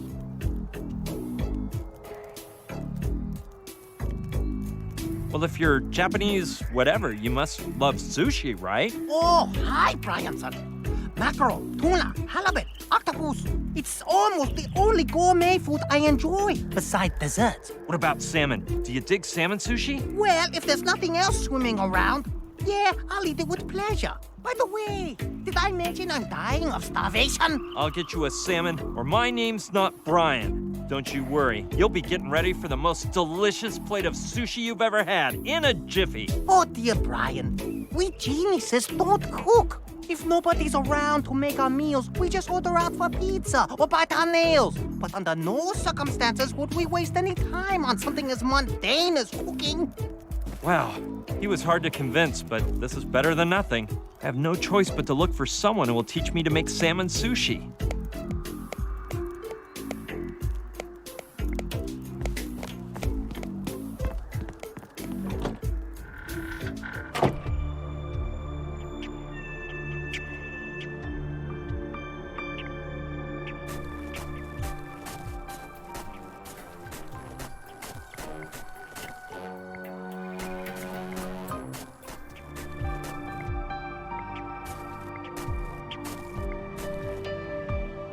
I'll just take a quick glance inside.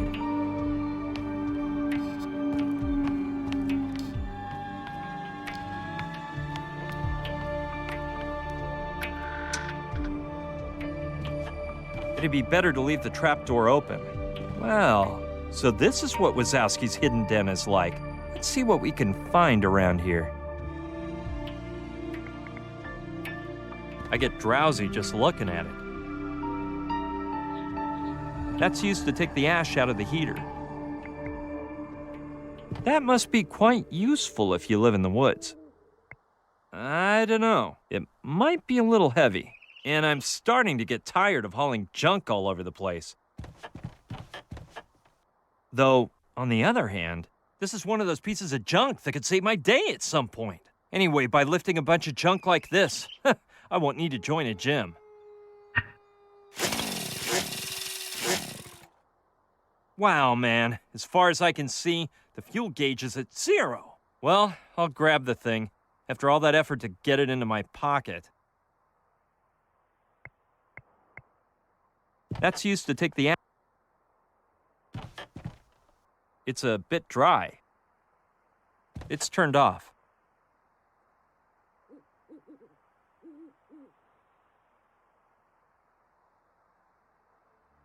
Haven't seen a tea kettle like that for years. Old and dingy utensils, but they could be used. I'd need them if I had to cook Joshua's salmon, but he has to eat it raw.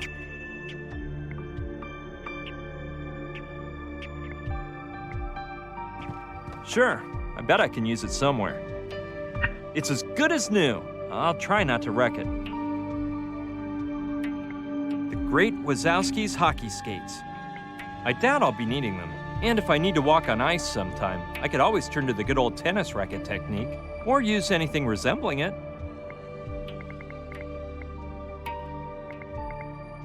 A guitar! Too bad I have no idea how to play. I'm not sure what it is, but it has East Asian characters on it.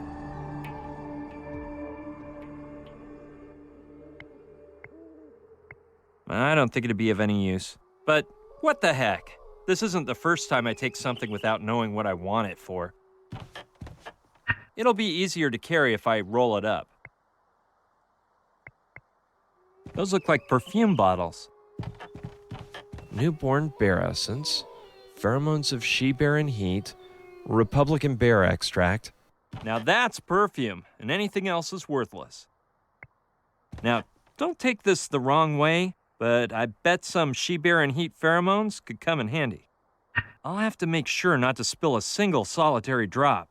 Smelling like that goop with wild bears roaming around is the last thing I need. It might contain something interesting. It's locked shut with a padlock.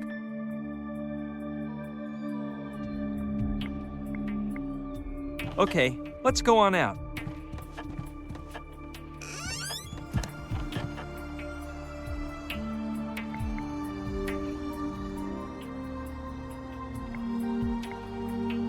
I don't know. I think the cold temperatures have broken it. But let's try anyway.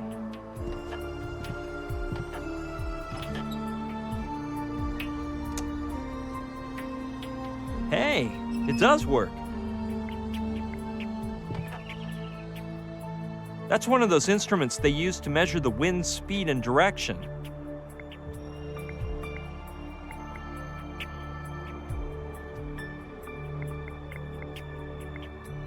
This kind of thing always seems to prove handy. I'll take it. In the end, it's the simple things in life that turn out to be the most useful. It's full of wine or some other spirit from the smell of it. Let's check out the label. Sneaky Pete's Shrubbery Beer? Must be the local brew.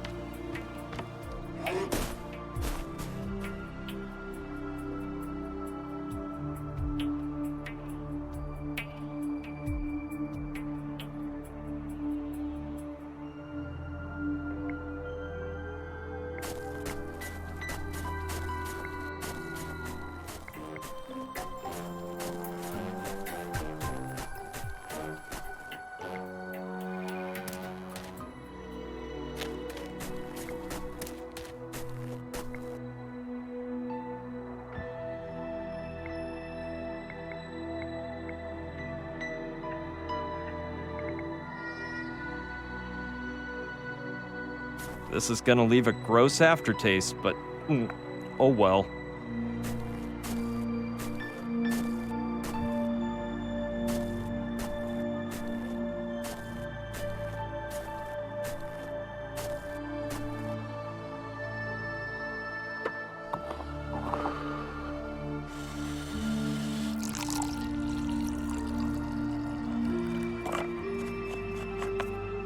Yuck! Talk about needing a mint.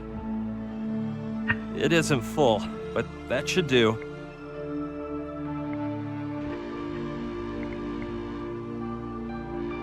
I bet the chainsaw won't run on just gasoline alone. I'll just approximate the amount of oil. Maybe it's my lucky day.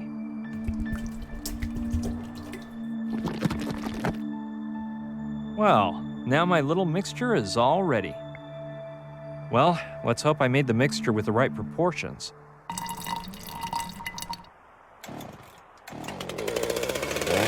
Yes! It works! But I better turn it off for the time being.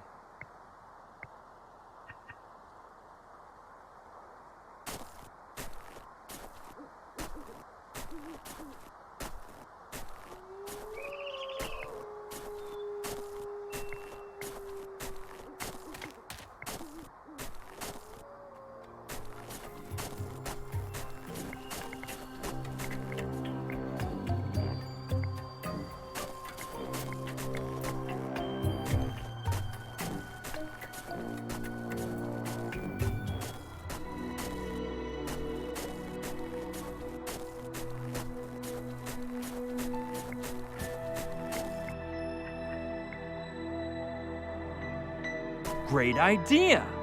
I'll make a hole in the ice. Let's get to work.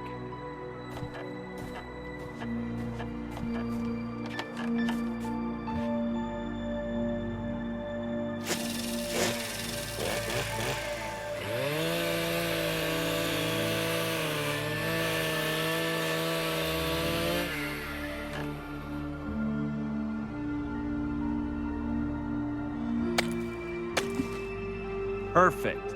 Euclid couldn't have drawn a better circle. Dude!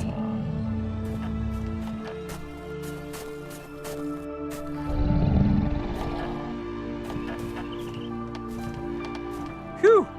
I thought he was coming after me. Looks like he just wanted to use the hole to fish in, though. I'll have to come up with a way to shoo him off.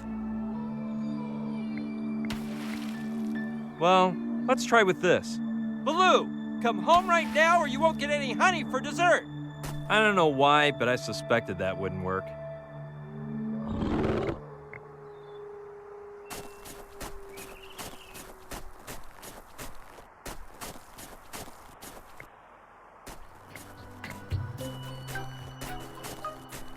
Listen, Ben.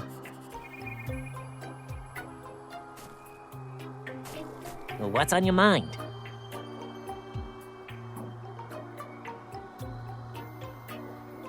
You wouldn't happen to know how to make sushi, would you? Well, as you guessed, I don't know how. And go figure, because I've been to Japan a couple of times, but I know nothing beyond traditional cooking. In steak with mashed potatoes, I have eyes for nothing more.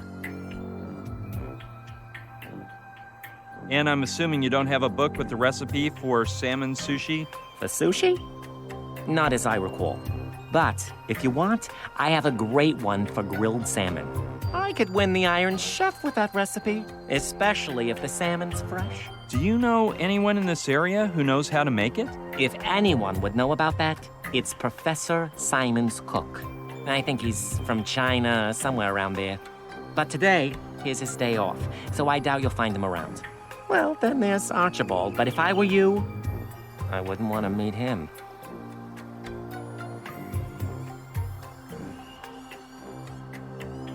Archibald? Who's that? Some say he's either Bigfoot, a serial killer, a 200-pound gremlin, or a war criminal. People say the darndest things. Satch, the pizza guy from Sicily, says he saw him a short while back. He was coming to deliver some pizzas to me when he heard a noise in the back of his pickup. When he got out, he saw a running shadow and chased it until he lost sight of it.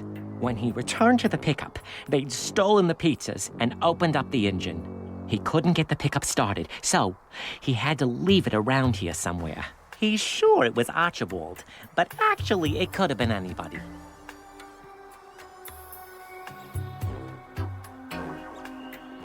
Do you know what Archibald looks like?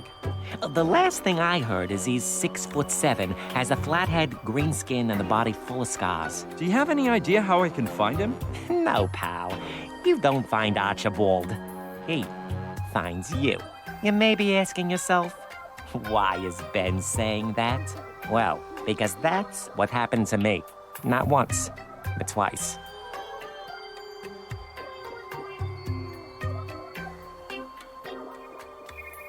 So, you say you've seen Archibald? No, amigo. I didn't tell you I had seen him, but that I'd been with him. As for seeing him the way I see you now, never. What happened the first time you met Archibald? The first time? Oh yeah, it was Christmas Eve. I picked up my guitar, went out on the balcony, sipped down a mug of beer, and started singing A Christmas Carol. I hadn't finished the first bar when I felt a sharp object in my back, as a whispering voice told me, John Lennon sang Christmas carols much better than you, and look where he ended up. Your end may be much more cruel and imaginative. I stopped playing and asked, You're Archibald, aren't you? But there was nobody there.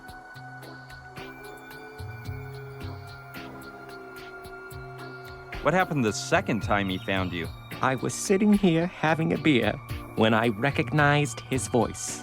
I'm going to give you some emergency anesthesia. If you move, I'll leave you dumber than you are now. I felt something hit my head, and I fell to the floor. When I woke up, I saw I'd been blindfolded. Well, actually, I didn't see it, but you get my drift.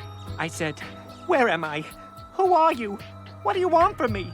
I thought my kidnapper was a competing bear scientist, so I yelled, You'll never get me to tell you my theory, no matter how hard you torture me. But that wasn't the deal.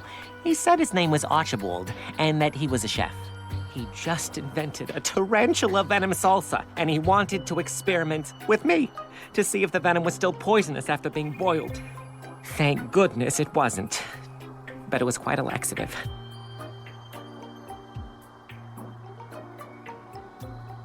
Well, let's stop talking about Archibald for now. As you wish, but don't ever call him Archie. He gets mad with rage. Forget. Okay.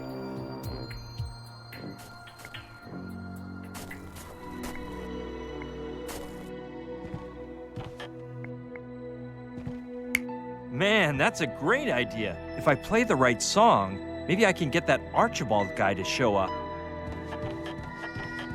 The only holdup is that I have no idea how to play, but hey, it can't hurt to try.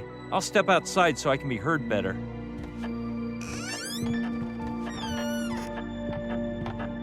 Here we go. Jingle bells, jingle all the way. Oh, what fun is it to ride on a one-horse open sleigh? Jingle bells, jingle all the way. Oh, what fun is it to ride on a one-horse open sleigh? Hey, you! Darn. Wait for me to... That's too bad. His nose didn't even bleed.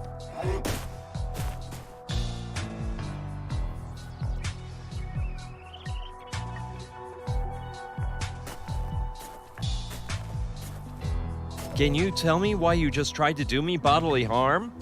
Forget it. I don't feel like arguing. You must be Archibald from what I've heard. Well, you must be a moron. And from what I've heard, a worse guitar player than your father. So, how is it you met my father? From hearing him play on that very balcony there. Or isn't your pop that bird brain with the bears? No, I believe you're mistaken. Wazowski's not my dad. I'd swear you guys were family. I find it hard to believe backward evolution is widespread among humans. Hey, he doesn't look like... The same ape-like expression on your face, the same lack of musical knowledge, and bad taste from the look of your clothing. No, there are just too many coincidences. Listen, Archibald, I'm warning you that... All right then, let's look at it from a more entertaining perspective. I know a game called Give Me One Reason Why You Shouldn't Die at This Very Moment. You'd like it. The end's supposed to be a killer.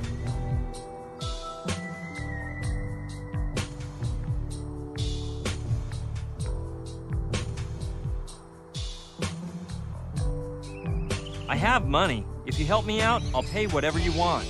Well, obviously there had to be something good about you. But I'm warning you, I don't come cheap. And I don't work for scraps.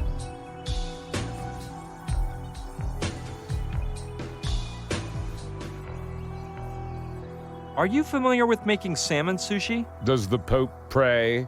Kid, you stand before the former chef of Japan's Imperial Palace, the man who introduced the West to sushi, tempura, and sake. And if that's the dish you want, it won't cost you a cent. Oh, thanks a lot. Yeah, because I can refuse to make it for you. I only work my cooking magic when I'm given each and every one of the proper ingredients, and I'm missing some essentials for sushi. What ingredients go in sushi? I don't see why I should tell you, but okay. It contains rice, nori algae, soy sauce, wasabi, ginger, a touch of sugar, a dash of salt, and in this case, salmon. Which ingredients are you missing? The salmon to start with, the nori, the wasabi. No, I guess I could achieve a similar effect if I mixed Dijon mustard with apple vinegar and some mint toothpaste. I think I have some soy sauce and ginger around here, so that would be it. Well, I don't have any chopsticks either, or a bamboo mat for rolling up the maki sushi. I'm not 100% sure of all the ingredients that you're missing, but I could try to find them somewhere around here. You don't know what the salmon, nori, chopsticks, and bamboo mat look like? Your lack of culinary culture is at par with your IQ. Look around if you want, but I doubt you'll find them all. Getting back to what you were saying? You really like to analyze things in depth. If we were to get all of the ingredients, how much would you charge me to make one dish of sushi? That depends, kid. How much have you got?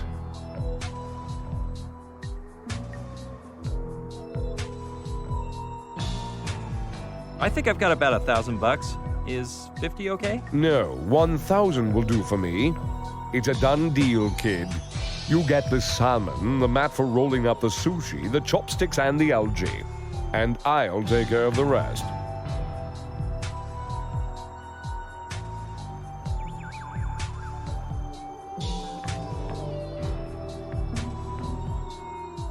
Thanks, Archibald. I'll be seeing you. That's a true threat coming from you.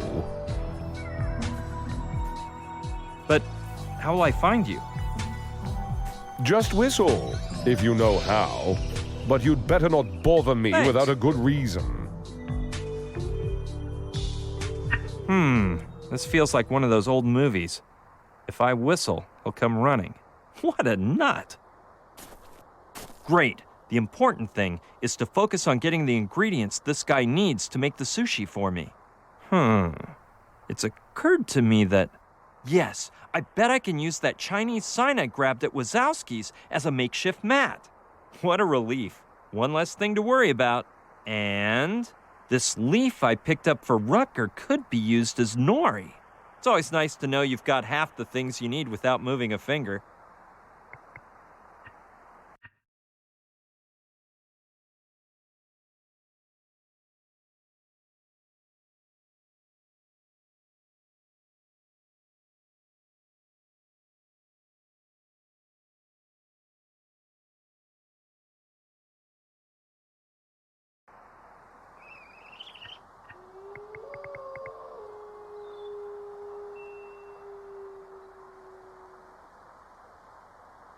It's not the most ideal tool, but if I cut it in just the right spot, maybe I could carve something resembling chopsticks.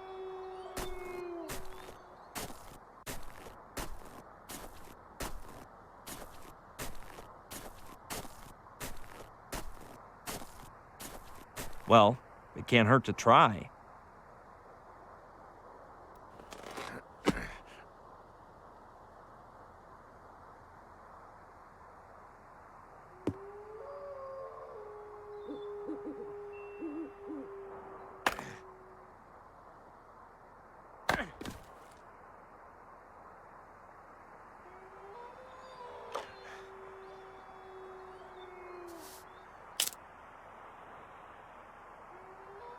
Look at that.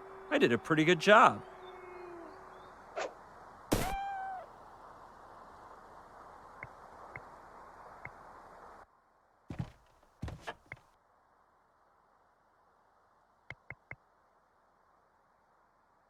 The piece of firewood I took before was truly useful. I'll take another. You never know. This piece of wood...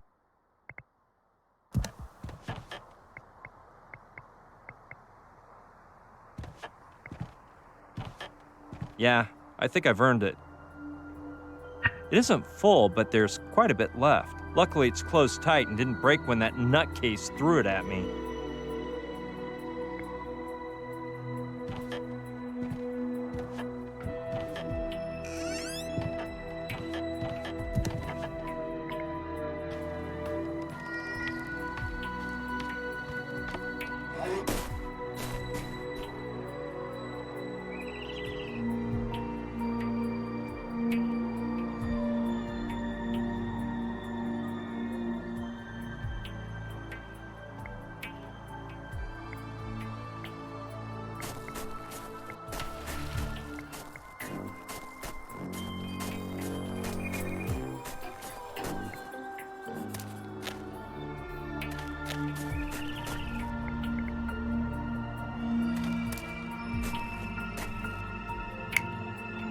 Hey, that might be a good idea.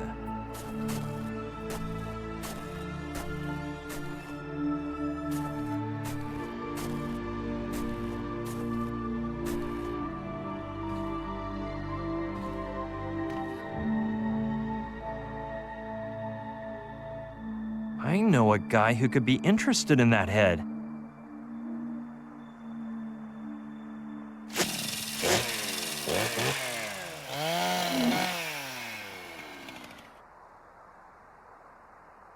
It's not exactly a bear head, but anyway. Now that I think of it, if I took off the antlers, it would look pretty much the same, wouldn't it? Okay, let's flex that muscle. Much better, yeah.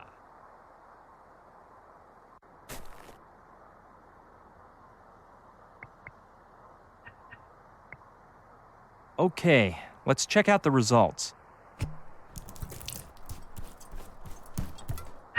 It's a little stinky, but now it looks a lot more like the head of a polar bear.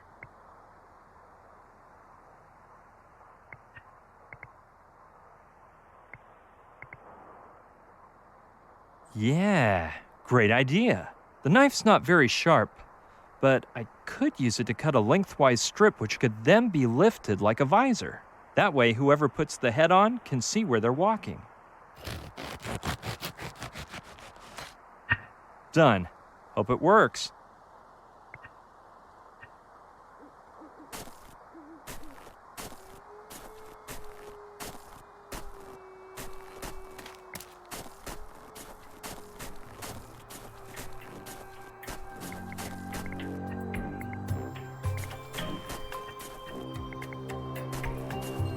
All right, I'll leave it on top of his backpack to give him a surprise.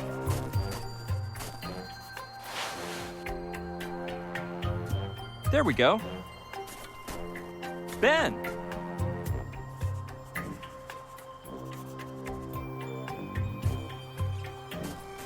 What's up, amigo? Surprise, my friend. Look what you've got in your backpack. The head of a bear? Very well done, but what variety of polar bears does that head belong to? I can't seem to place it. Well, it's actually from a moose. A moose polar bear?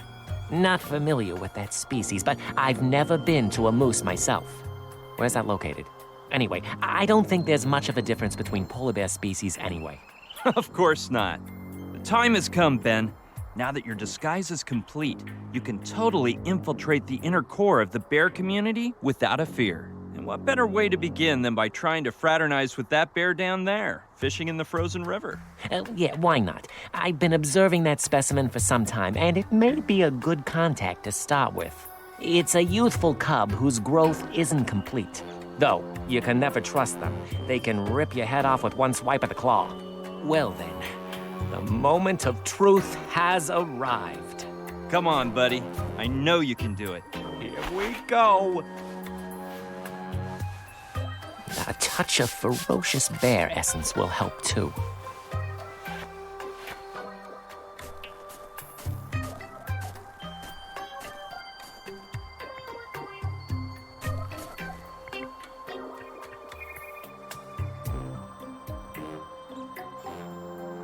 Yes, now that Wazowski is gone, I can do it without getting caught.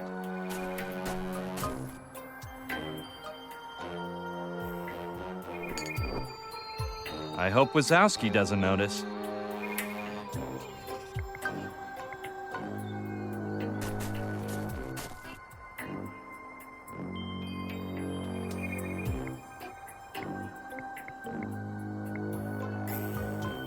I don't need to photograph or film anything.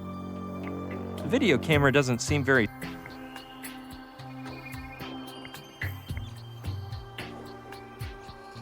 No, I better not go that way for now. I don't know what could have gone wrong. I was unable to get as far as the bear. No sooner did he see me than he whipped out his claws, showed off his fangs, and prepared to jump me.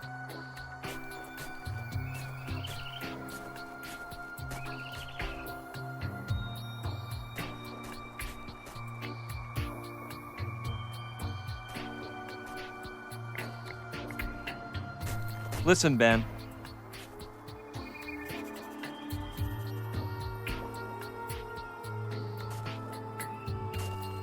Well, what's on your mind?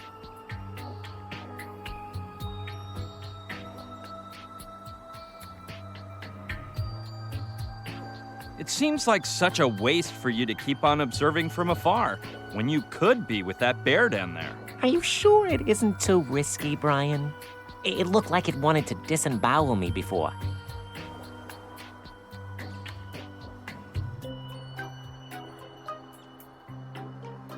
No, man. The thing is, he got scared because you were standing up. Now that you mention it, of course.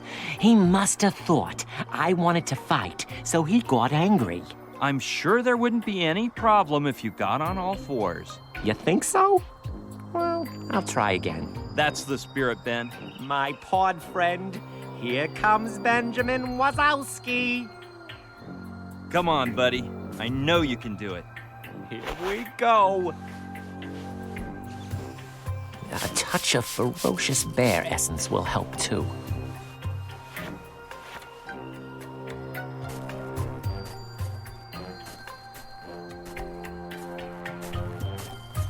Something tells me Wazowski's gonna be a success this time.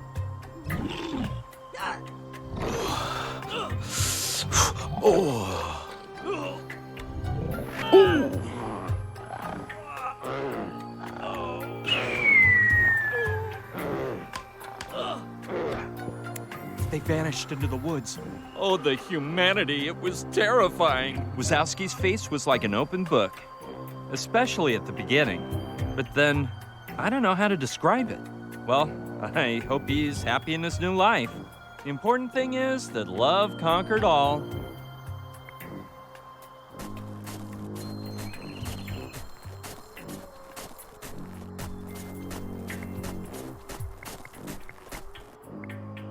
I'd have to walk across the ice, which isn't on my itinerary.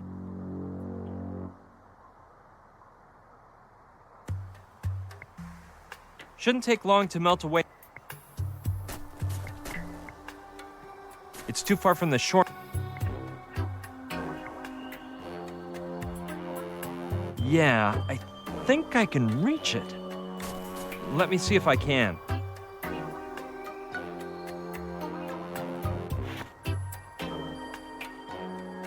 I'll return it to Wazowski if he shows up around here.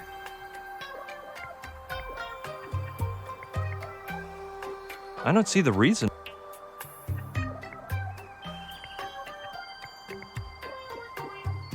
Great idea, but it may be a bit short. I'd have to get off the trunk to reach the hole, which may jeopardize my life. I'd better not try that. I don't see the reason. This isn't the time. Hey, good idea.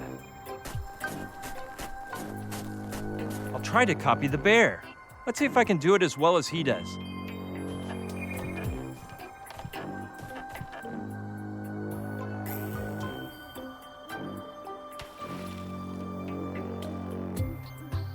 The stick is so smooth and flat that as soon as I touched the salmon, it slipped off and swam away.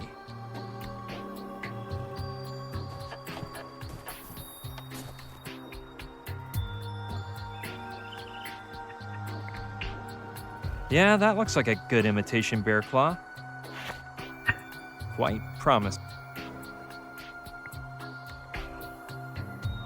Okay, let's hope my idea works now.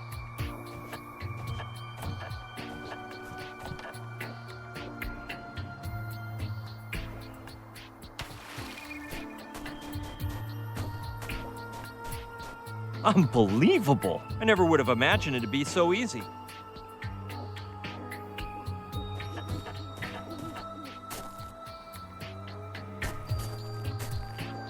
Took some work, but I've got it at last. One perfect specimen of an Alaskan salmon.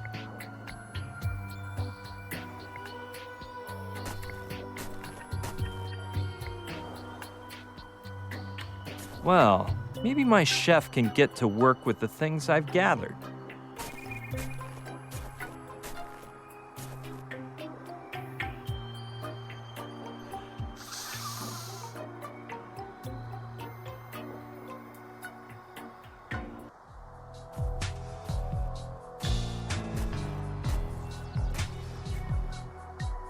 Look, I brought everything you wanted to make the sushi.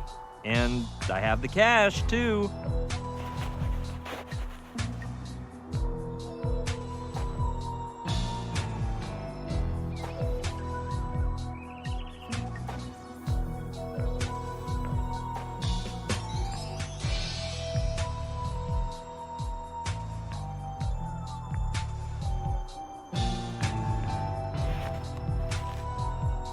Do you mind if I ask you something, Archibald?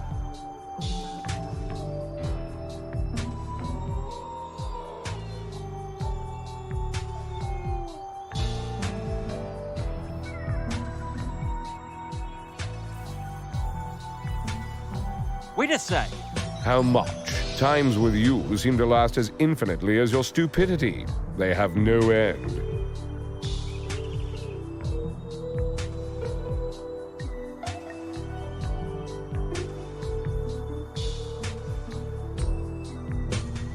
Will you take long to prepare the sushi? Where will you leave it? How long is it going to take you to learn not to stick your nose into other people's work? It'll be ready when it's ready, mister. I doubt you'll understand, but let me try to explain. If you come here and the sushi's nowhere to be seen, then it's not ready. But if you come and see a plate of sushi, that means it's done. Did you comprehend that? Yeah, but if you leave it out here, some animal might come by and eat it.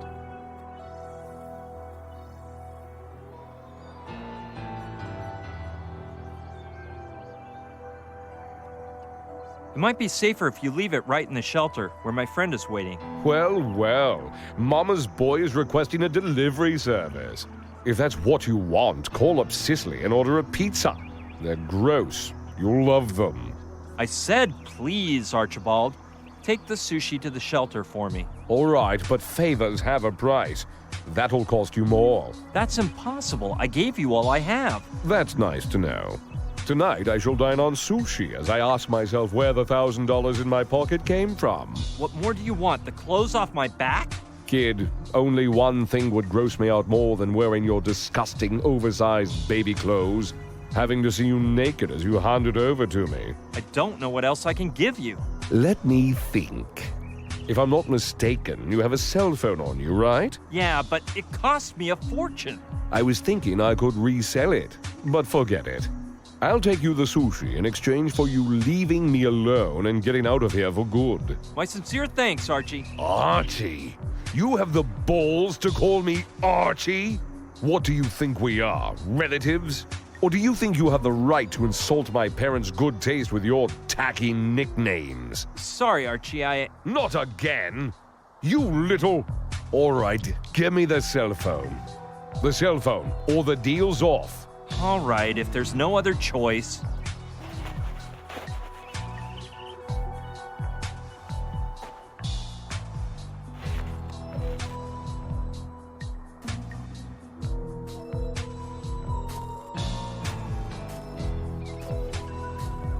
At the shelter, okay? If I'd known you were trying to feed the village people's blind cousin, I'd be preparing, making the sushi with your eyeballs. And if you bug me again, kid, I'll make some with your family jewels. No, man. That won't be necessary. You'd make some great sausage, too. See you later. Good riddance, kid. Why, you... Oh! Come on, Joshua. Here, boy.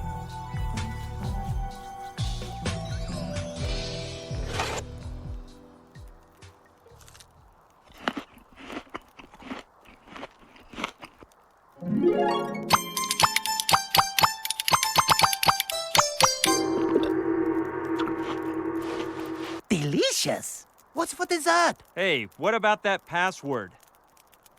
Yes. Yes, I remember. Where are you going? Yahoo!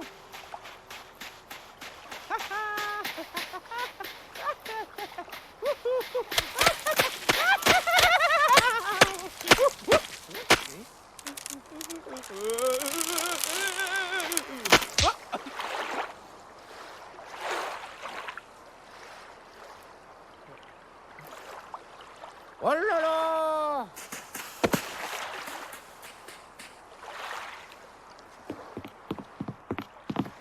I'm starving. Ah.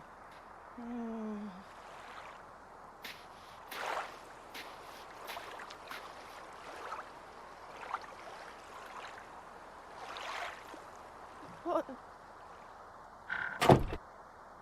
Look at the mess this wacko got us into. Well, at least it stopped snowing. That's better than nothing. Maybe I should have kept my big mouth shut.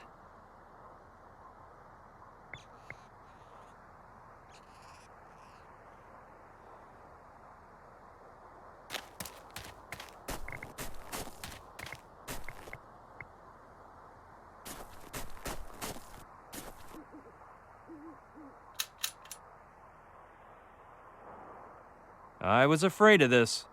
The battery is dead. It won't work unless I get the pickup truck started first.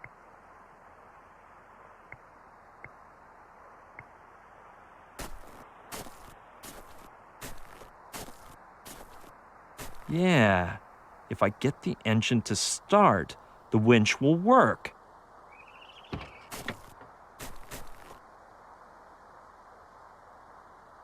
We're in luck. The key is in the ignition.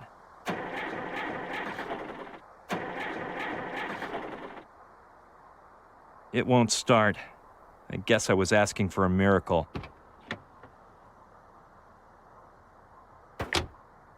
It's got gasoline for sure, and the battery light hasn't come on, so there must be something wrong with the engine.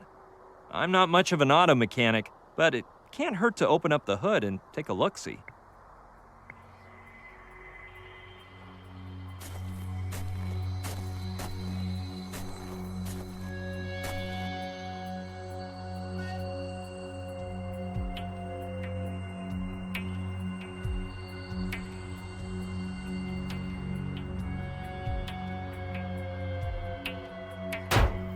How weird.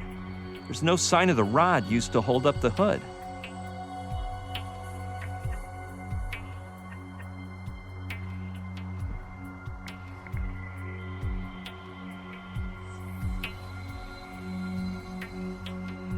The hockey stick may be too long, but it could work, though it would be better if I take off the bear claw first.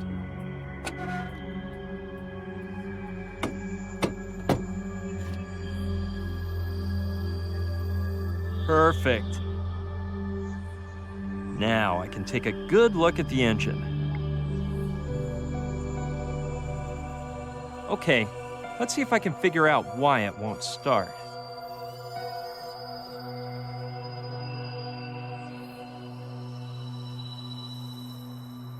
One thing's for sure, it doesn't have any spark plugs.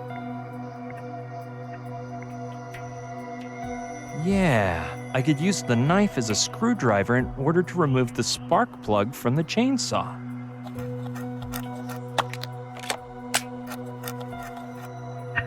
Presto! Now I've got a spark plug. Let's see if I can put it in right.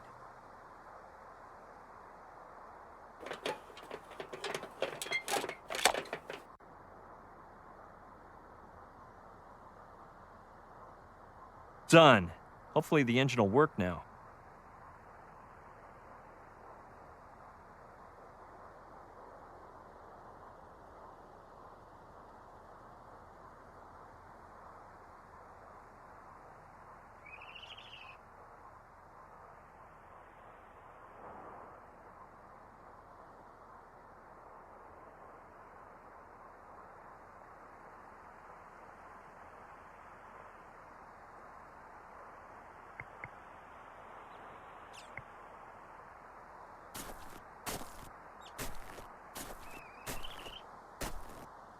Cross your fingers.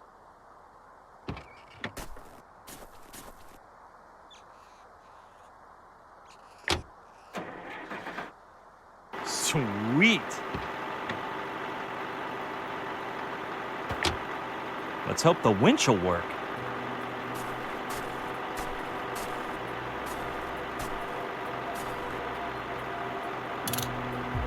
Yes! Let's get this nightmare over with.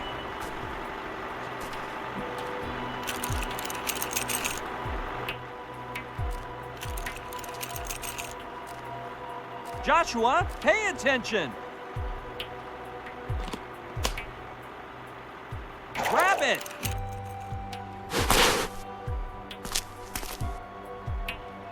I've got to get that nutcase off the icy lake.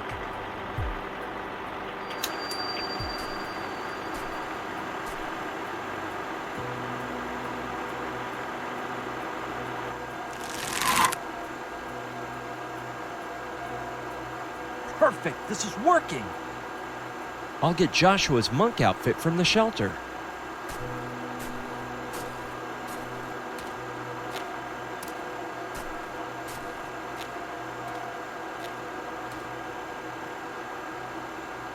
He should be wearing it when we go to Professor Simon's house.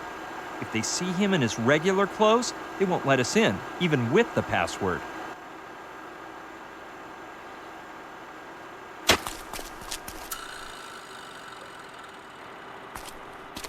Here, Joshua. Well, here we go. The man who knows does not speak. The man who speaks doesn't know. Come in. Don't be afraid of the dogs. Come on, chop chop. What about those mutts? Those barking dogs? Just one of Simon's MP3s. And I thought I wouldn't live to tell the story, but I had a stroke of luck and managed to escape through the amoeba. My dear friend, you've displayed some exemplary courage by confronting Kordsmeyer. And as for you... My name is Joshua, and I'm starving! I see. Alpha spoke to me of you, the human who lives among Trantorians. You are quite lucky. My stomach's growling with hunger! As is mine, dear friend. Though it's the hunger for knowledge which makes us scientists. I think my legs are going to give out! Joshua, we're short on time, and I haven't even figured out what those Trantorians are doing here. You are new to the field, then. Please, take a seat.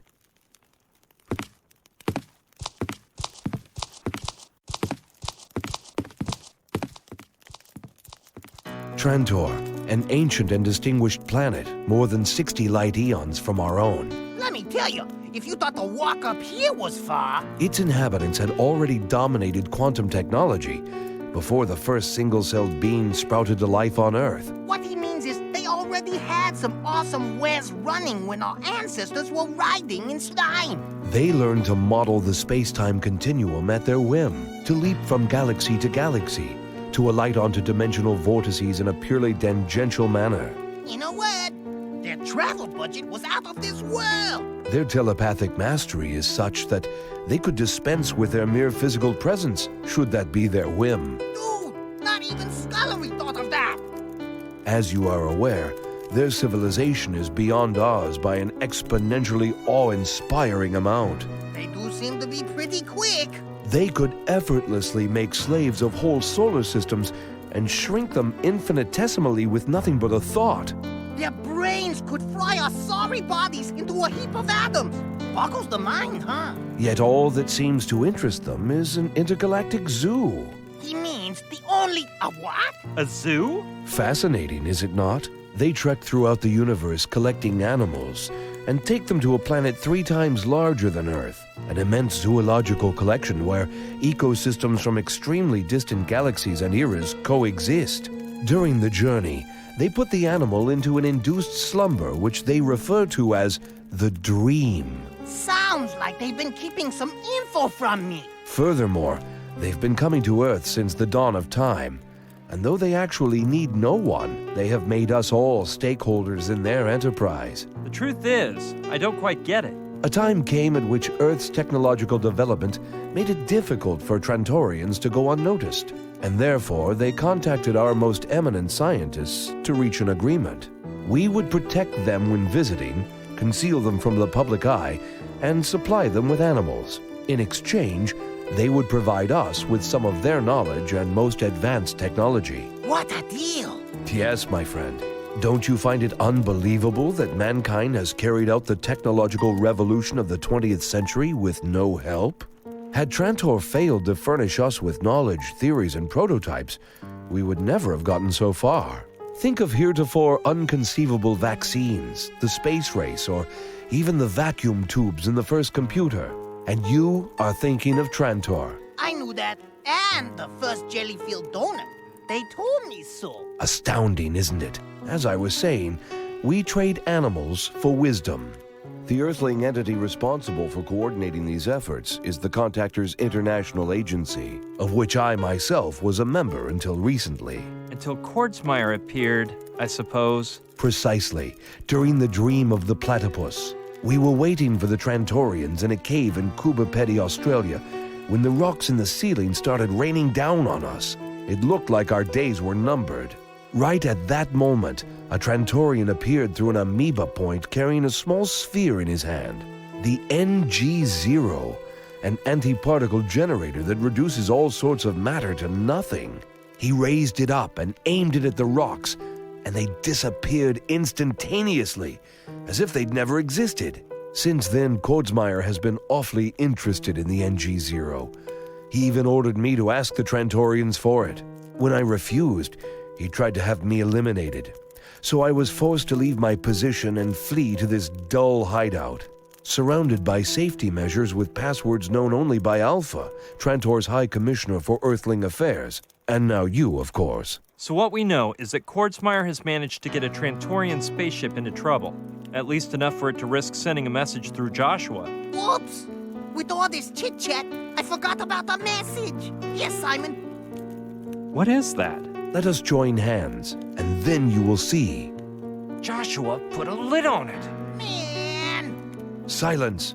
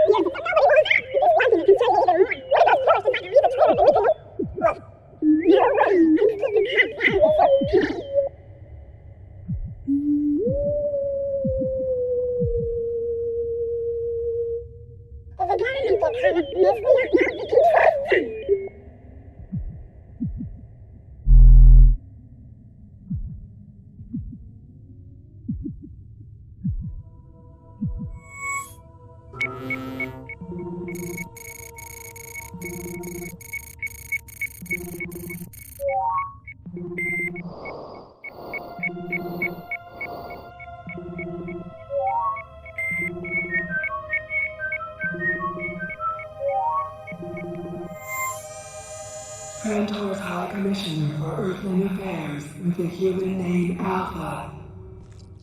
Scientific Craft 317, Milky Way 2801. Mission, The Dream of the Turtle. Date, 3/89/7/28/24, IN 14/7. Hello. Professor James Simon, we require your help once again. Our head chef has stolen the Trentonite from our ship, both the current and spare Trentonite stones, and has given it to the military. Colonel Nathaniel H. Kordsmeyer will only return them to us if we exchange it for something you call the NG-0. We do not want to give it up, but as you know, Trentonite forms part of our very essence, and we cannot survive far from it. As you know, we cannot even breathe long without it. And as if that were not enough, yesterday we found a seriously injured human at the bottom of Tiki Lake, where our ship is located.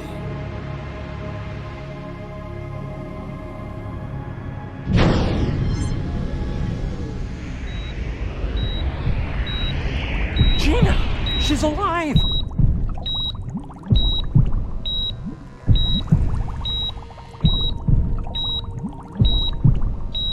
According to our moral code, we were required to help her. Under normal conditions, we would have cured her immediately, but without the Trentonite, we can do nothing more than keep her in a dreamlike state. And that is depleting the little energy we have available. Nonetheless, one chance for salvation still remains. Professor James Simon.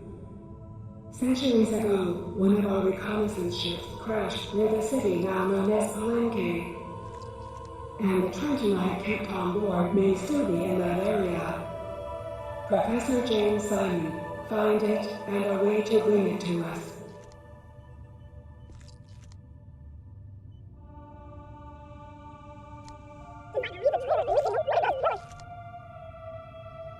And some of the local onion soup. Every can of senior onion you can muster. Please. Professor Simon, are you okay? Just give me a minute or two. I need to warm up. Aren't you hungry too? Holy smokes! We have to keep the Trantorians from giving the NG-0 to Kordsmeyer for sure. In the wrong hands, that weapon could destroy a city the size of Los Angeles in tenths of a second. Dear friends, we must travel to Palenque to find the Trentonite immediately. or we can begin to say farewell to the world as we know it. You can count on me, Professor. And on Joshua, of course. I bet you're just real hungry, Professor Simon. Hey, why don't we call that sushi guy? Good thinking. May I use your phone? It isn't a safe way to communicate, given the circumstances. Do you mind if I ask why? I know of a friend who could help us out. Someone we fully trust. Magnificent. Then I recommend you sit at my laptop computer and use the impenetrable ultra-safe crypto chat. Provided that your friend is online at this very moment, that is. Don't worry. If there were one person online in the whole world, it'd be Sushi Douglas. Well, I am clueless about the online chatting. Of course, since Trantor's all about telepathic talk. Hey, Sushi, are you there?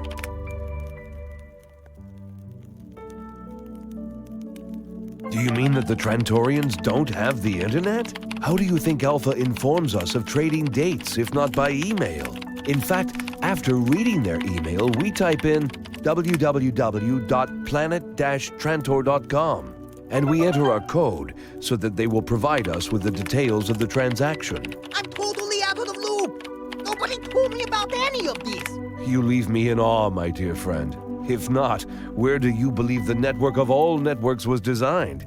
In the mind of a simple human? No, it was them who showed us how to build it and use it. What I've never understood is how they get online from other solar systems. I don't know. Perhaps they use neutrino transducers, like in that splendid novel by William Garza. Have you got that one? That book must have gotten at least 5 stars. You wouldn't happen to have anything by Sarah Martin, would you? Nathan? What's up, doll? Think you'll ever find our little pest? Hush, hush, soldier boy. My spiderweb is about to strangle both him and the monk. And it looks like we got 3 for the price of 2. Your old pal Simon's here. Simon? Ha! I knew I'd end up catching him. Overeducated scientist. Anyway, make him vanish and come to Mala pronto, lady. Have you already gotten the real Pignon to cooperate? I know how to make up his mind. The clock's ticking before the big event. K. Dick, all of Asimov, and of course Brian Scullery's complete works. Yuck! What are you doing with that gossipy pulp in your library? Allow me to tell you a secret. If you tug on the 3rd volume of his infamous UFO Lies and the Houdini Legacy, you'll see something open up before your feet. At Simon's house. And that's where my story ends, for now.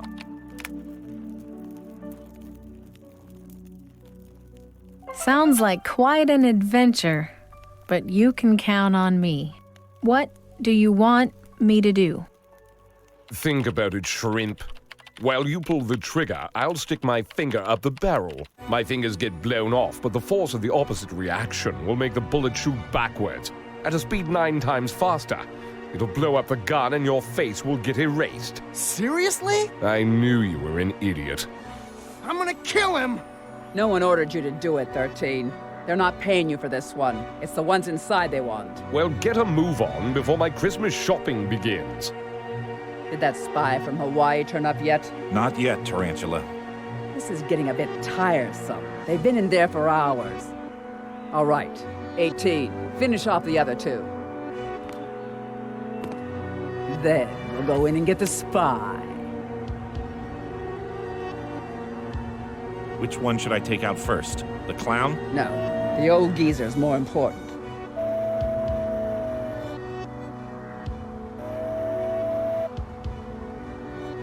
What are you waiting for?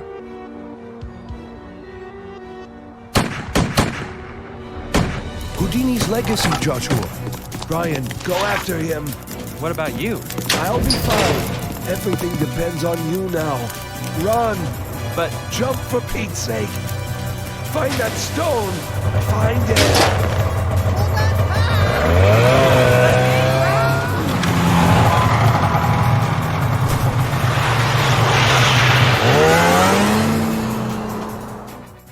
Brian? Are you there?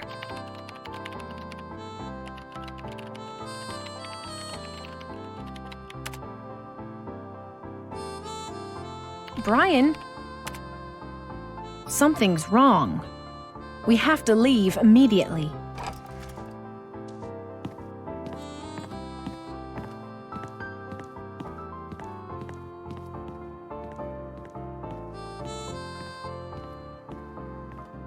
Saturn, we're going on a trip. Brian's in trouble. BB in trouble? Give me 5 minutes. You're not leaving me here, are you, man? And bring your best equipment. We may need it. 4 minutes. I'll go grab some equipment too, but the good stuff. You're gonna fly when you see it, man.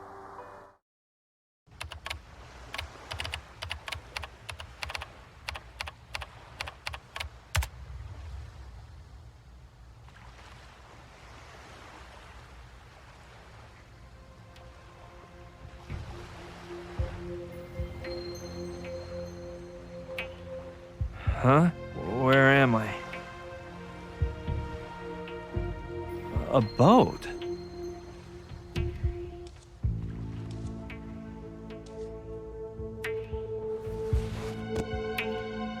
Man, I ache all over. And that light.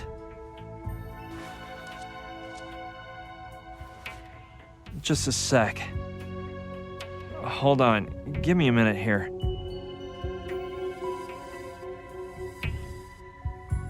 Let's see. I escaped with Joshua and Simon's snowmobile. We got as far as Sicily, and from there to Anchorage, where we hopped on a flight to San Diego, since we were supposed to meet Sushi there, and then, I don't know. I can't remember anything else. Truth is, I feel like I've been asleep for 3 days. Joshua's missing, and what in the world am I supposed to do now?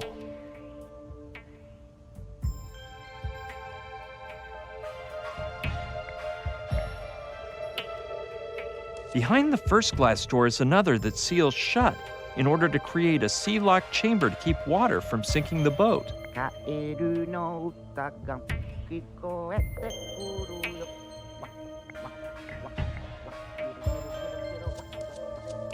Nah, there's nothing I need in there.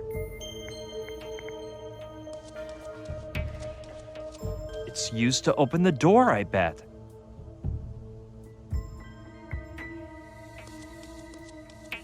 No, I have enough experience with these number pads to know you can't guess the password at random. According to the sign up there, it's the Neptune suite.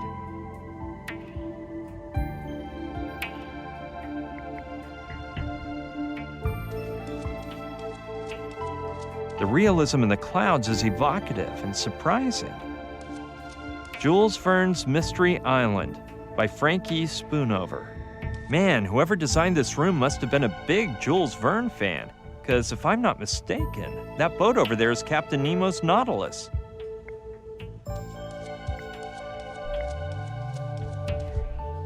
"2,000 Leagues Under the Sea" by Jules Verne.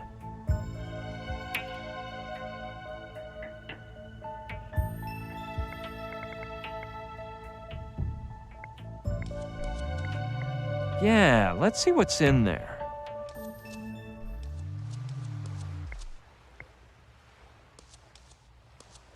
A portrayal of Neptune, the Roman sea god. It's made of bronze, so it must weigh more than my car. However, the trident has come loose. I'll nonchalantly slip it into my pocket.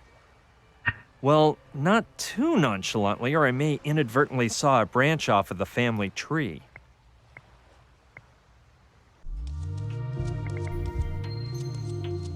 I wonder if it's some sort of elevator. Let's see what happens when I press this button.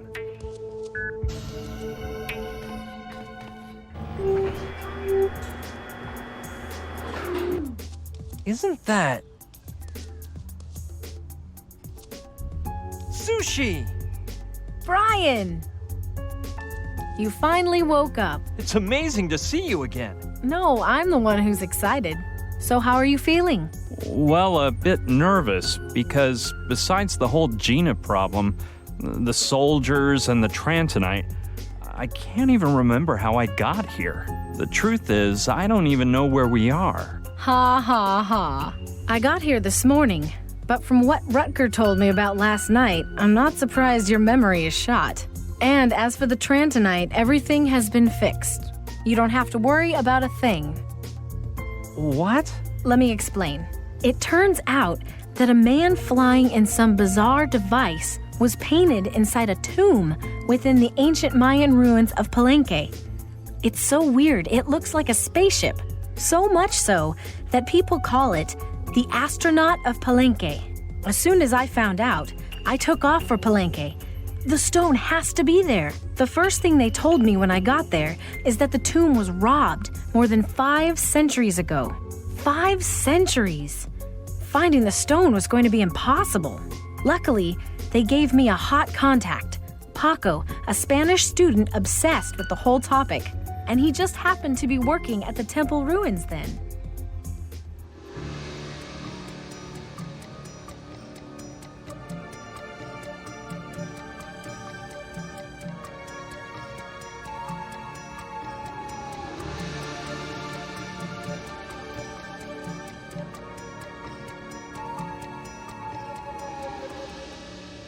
So nobody knows where it might be now? I mean, whatever was inside that tomb?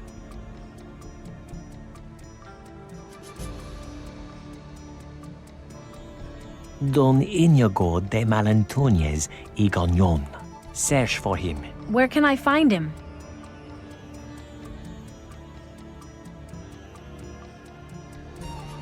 No idea.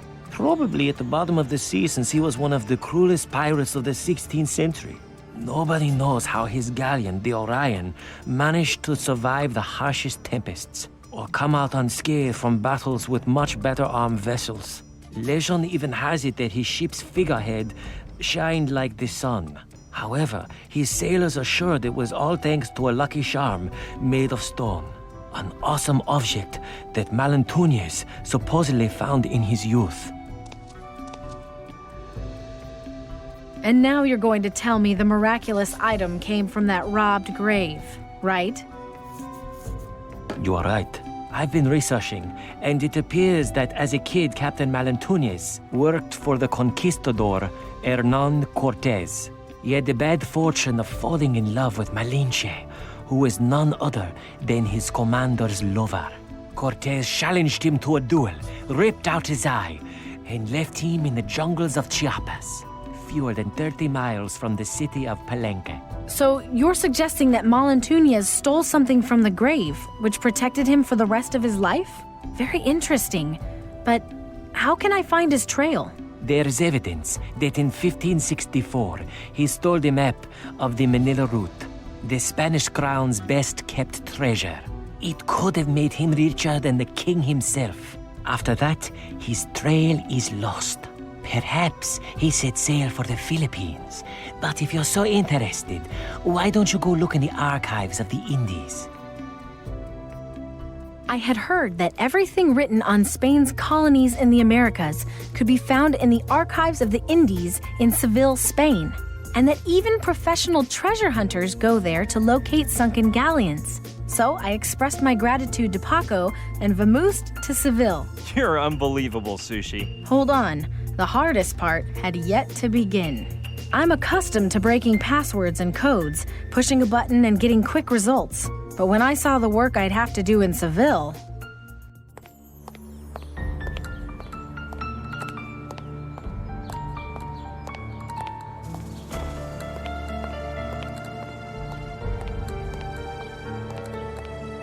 Here it is.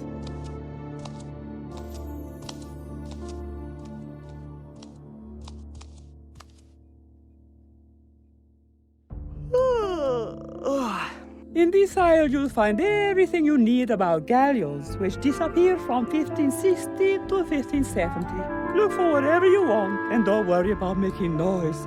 I'll be alone tonight.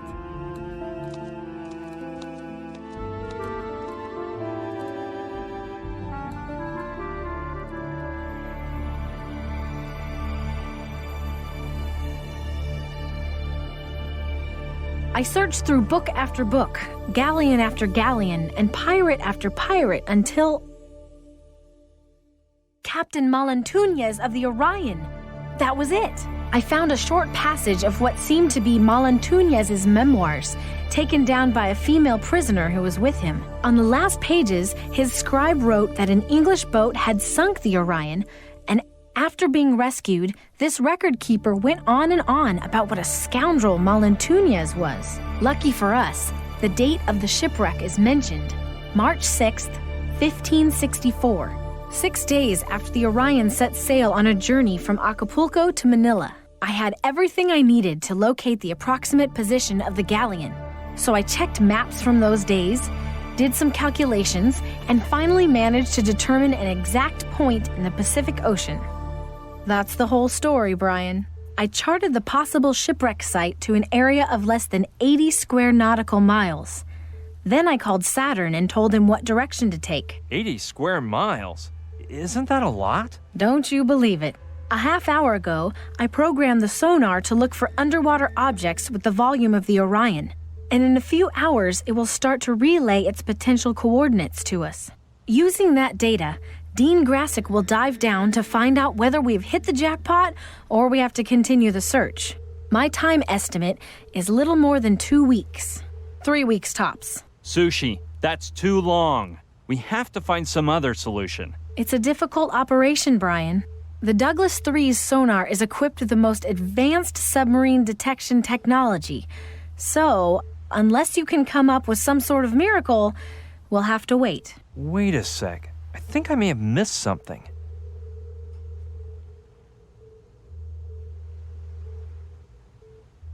I've seen there's a password-protected door. And you want me to give you the password, right? Well, store this in your memory. 0512. 0512. Thanks, Sushi. No sweat. Anything else? Speaking of Rutger and Saturn. Yes? Now, how is it they came too? When you IM'd me about Trantor and the amoeba, I thought it would be a good idea to bring along a man of science. So before departing from Douglasville, I asked Saturn to join my team. As for Rutger, well, that was a bit more spur of the moment. They're nice guys, but I think we've discussed their participation enough. Okay, whatever you say. Let's continue this conversation later, okay? Whenever you wish, Brian. I'm really grateful to Sushi for all she's done, but we can't wait for 2 weeks. Alpha said their time is running out, so Gina's life depends on me acting fast. I don't know how, but I have to find a way to locate the sunken galleon in the Trantonite before it's too late. It displays the sonar data Sushi's using to search for the Orion. I don't know. It may have something to do with the sonar. Sushi says she set it up herself, but I think these things just spontaneously spring up wherever she walks. I suppose Sushi's turned off the controls so she can run the boat from her computer.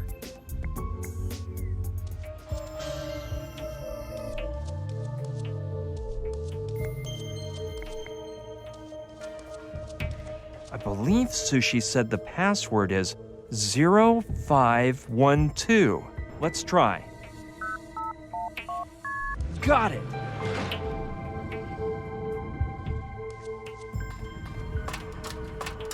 Hello? Bonjour, Brian. How do you feel? Have we met before? But of course, at dinner yesterday. You were a bit, how do you say, dizzy? Well, actually, I don't remember much of what happened yesterday. I don't even remember your name. Don't worry, it sometimes happens. My name is Camille. Nice to meet you, Camille. It's a pleasure to meet you again. The same to you, Brian. I'm ready, Hostov. You come here, baby.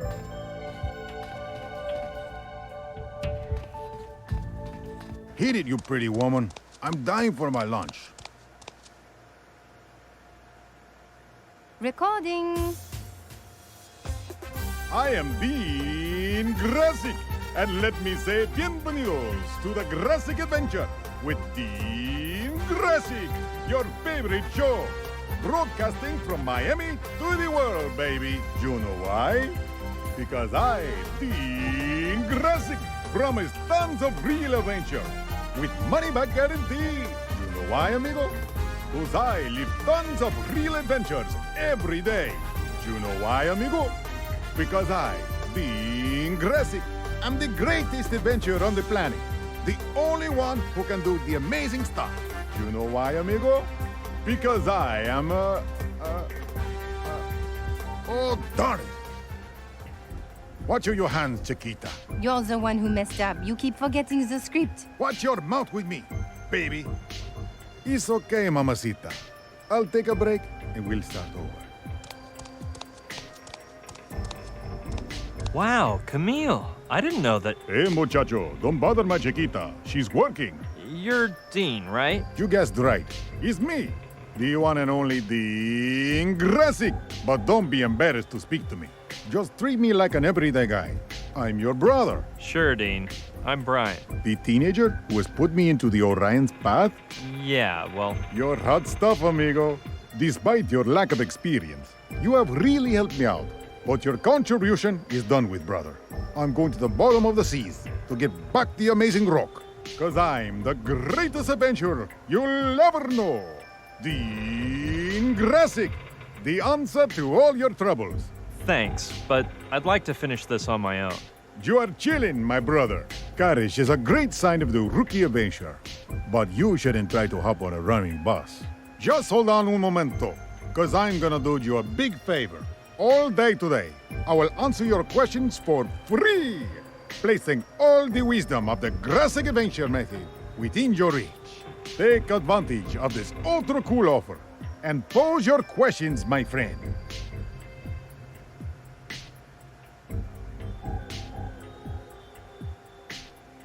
Seriously, I want to be the one to go to the sunken galleon. Keep it cool, my brother. Do you think I'd dive to the Orion if I weren't the best? Keep your blinkers on me, amigo.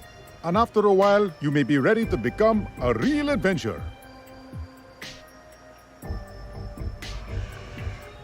What is the Gressick Adventure method? What rock did you climb out from under, kid? It is the amazing learning system for adventurers and treasure hunters. Patented by Dean Gressick. Its pages contain more than 12 years of experience, excitement, and triumph. Now it can be yours for the low price of just $39.99. Amigo, apply now and you will get an original 8x10 Dean Gressick glossy print, autographed by Dean Gressick himself. Don't you think you're being a little unfair to Camille? Camille? What Camille? It is moi, Camille. Close it, mamacita. I'm talking to me, amigo. Keep recording. I'm out of here. Yeah, let's quit the talk, or I have to work overtime. The most dazzling enigma. Look at him, showing off his gold-plated monkey. Dionisio, you are the best, the hottest, the most dazzling. It's probably a touchscreen used to handle the crane and the hatches underneath it. It's your favorite show. Last check, June 25th, 1994. Better pray the boat doesn't catch on fire. There's a weird vehicle inside, like a jet ski with huge propellers. I wouldn't want to have to ride one, to be honest.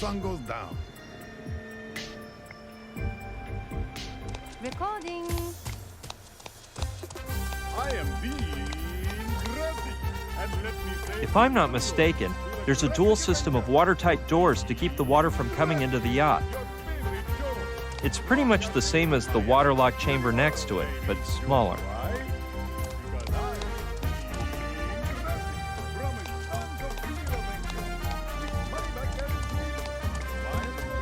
It's full of plastic tubes. I don't know. They must be for diving. Sure, I'll take one. These things always come in handy, even if it's just to use as part of a practical joke. Well, I already have one, but 2 could be nice. Cool. I have 2 identical tubes to play with today. They don't seem to have been used much. It holds several weights to help the diver swim deeper. They remind me of the ones that singer in U2 wears. They should make these out of some lighter material to stop ruining generations of divers' backs. However, if they put the oxygen in balloons, the divers would float, making it all kind of pointless. It's your favorite show. It's your favorite show. Aye, come on, Dionisio. You can do this. Dean Gracie, Dionysio, you are the best. The hottest. The... It's much newer than the one I used in Alaska. No, better leave it by the glass cases in case there's an emergency. Plus, if I want to open them, it'd be easier just to ask Sushi for the key. I bet she has one. There's a long hose inside for use in the event of a fire. It has a sort of turning valve, and it looks like you can turn the water on and off manually. I don't know where that goes.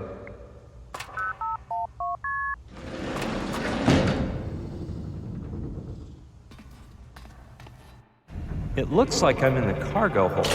Yeah, there's no doubt about it. Those holes in the ceiling look like the hatches in the deck that they load the cargo through. I'd guess it's used to empty the tank.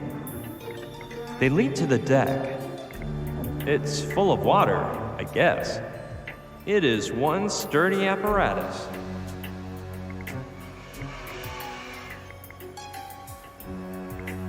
Well,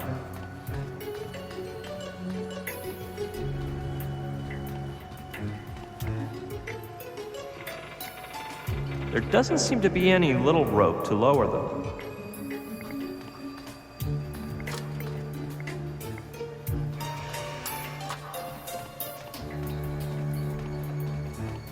The tank is open on top. I better climb down. I don't want to fall in.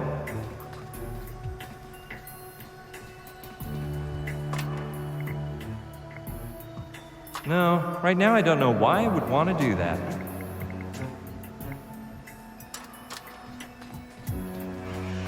Hatches to deck. No, right now I don't know why I would want to do that. Hey, let's see who answers. Hello? Anyone there? Brian? Is that you? What do you want? Nothing, Sushi. See you later.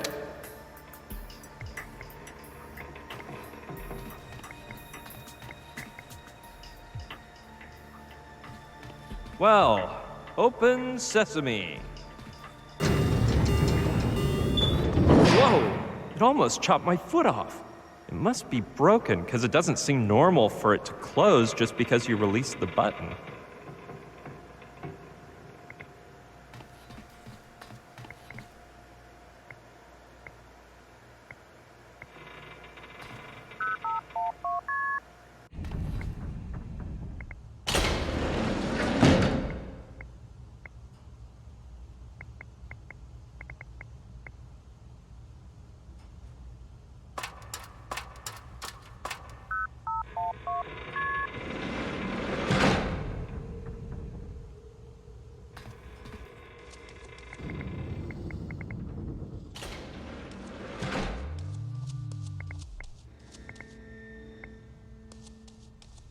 Up we go.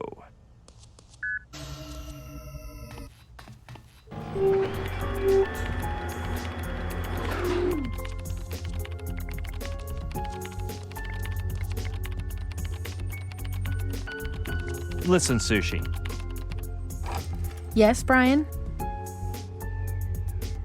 You wouldn't happen to have the key to the glass emergency cases, would you? What is the deal with you guys in these glass cases today? Joshua came to ask about the same thing just a while ago. Lucky thing I have another copy, otherwise. Thanks, Sushi. One other thing.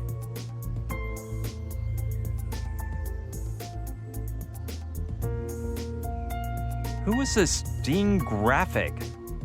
Dean Grassick. You've never heard of him? But he's the greatest adventurer and treasure hunter in history. I hired him to go down to the ocean floor and retrieve the Trantonite. Don't get offended, but I'd rather go down and get the stone by myself. You have shown signs of great courage and intelligence, but Dean has years of adventures behind him. It wouldn't be right to refuse his help.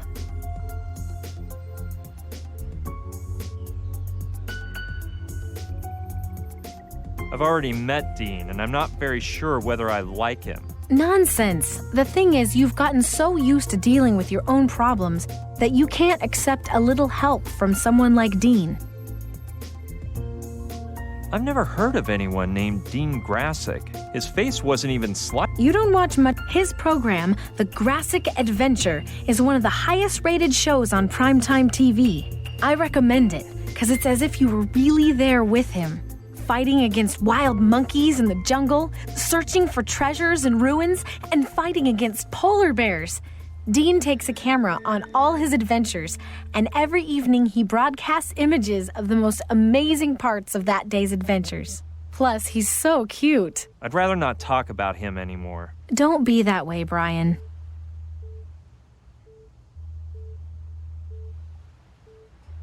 Whenever you...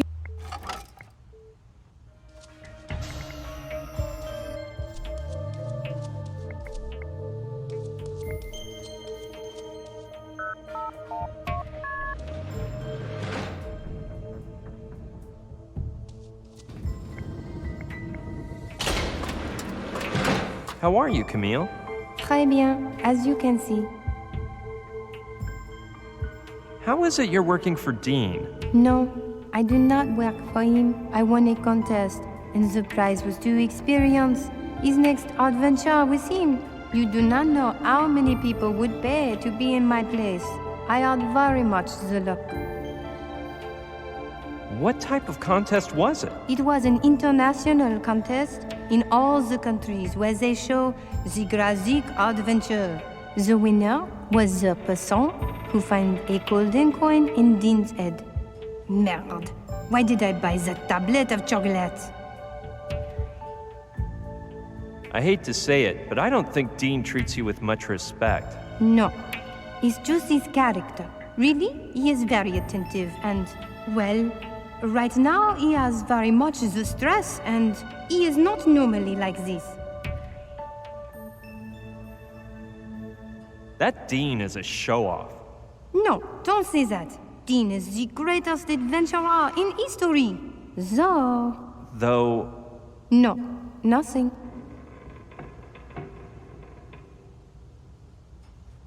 So why did you decide to take part in the contest? I have always loved the adventure, and this was my chance to live one for real. Dean always says that adventure has physical ability as a weapon against adversity. That's what he says? Well, no. What adventure puts to the test is improvisation as a weapon against confusion. You spend time going from one place to another without knowing exactly what you're supposed to do. And you have to make things up as you go along in order to move forward, because if you let the confusion get the best of you, you'll just get stuck somewhere, and you'll miss out on the best part of the adventure. Well, I never thought about it like that. Me neither, actually. I was just improvising. Let's drop the topic of Dean, or I'm a wretch. Okay, as you wish.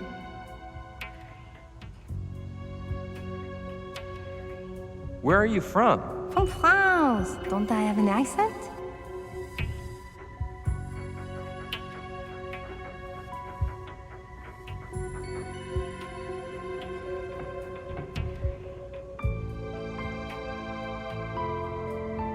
I was gonna say something as dumb as the Colonel would, but instead, I'll ask something else.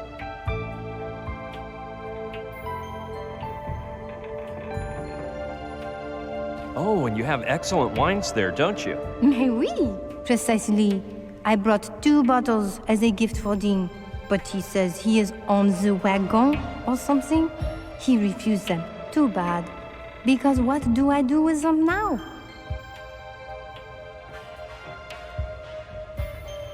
Well, I have a friend who would go wild over those 2 bottles. Ah, you know about wine? No. Little Demon is more into drinking it. The one who really knows his wine is my Uncle Albert. Ah, oui? He always says, water is for bathing, and some dirty folks drink it. Ha! I don't think I want to meet this uncle.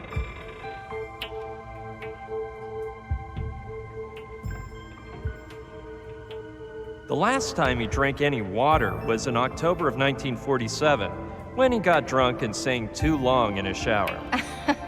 And he's American? Well, actually, he's my great-uncle by marriage from Schenectady. He has an 89-year-old ulcer collection. Well, you are lucky you do not take after him. Yeah, that's what I always say. Anyway, I'll tell you about Uncle Albert some other day.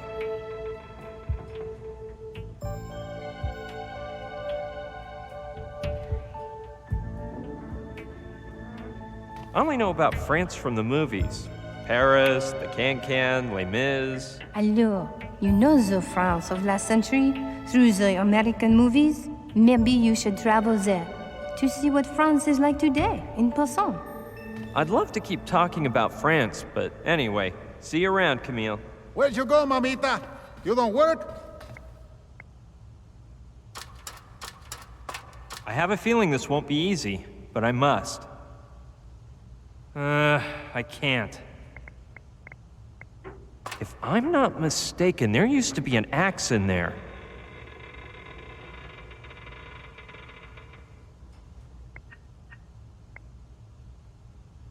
There are a few dust mites inside, but I doubt they'll help me much. Better leave it shut. It's empty, and therefore useless. I don't see the reason for doing that.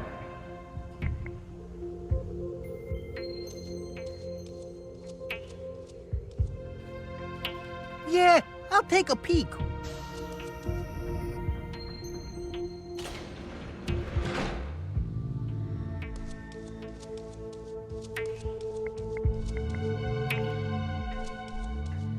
Here we go.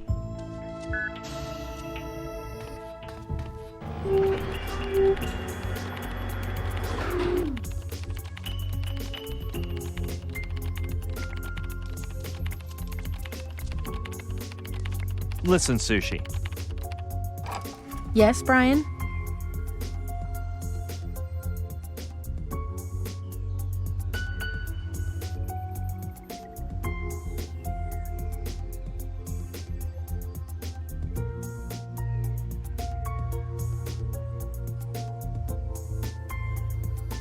Something's really been troubling me.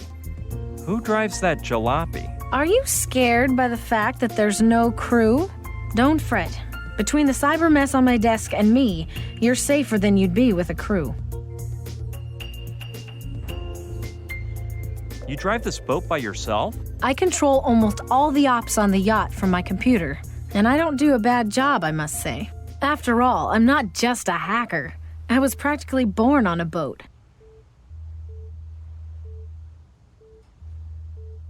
Are you sure no crew is necessary? Totally. I thought the less people who found out about the Trantonite, the better. So I gave the whole crew their vacation time. I really don't know what to say anymore, Sushi. You never cease to amaze me. Ha ha ha. Look who's talking. You haven't seen Joshua lately, have you? Yeah, he was here just a second ago, but he was looking for some odd thing and left really fast. By the way, I told him all about Douglasville, and he didn't believe me. He said there's no way Saturn, Rutger, and I could live in an old ghost town in the Wild West. It's not something completely normal, you might say. Well, none of us are we? Plus, moving there was the smartest decision in my life. I'm far from the mess of city life, but cyber-connected to everything I want.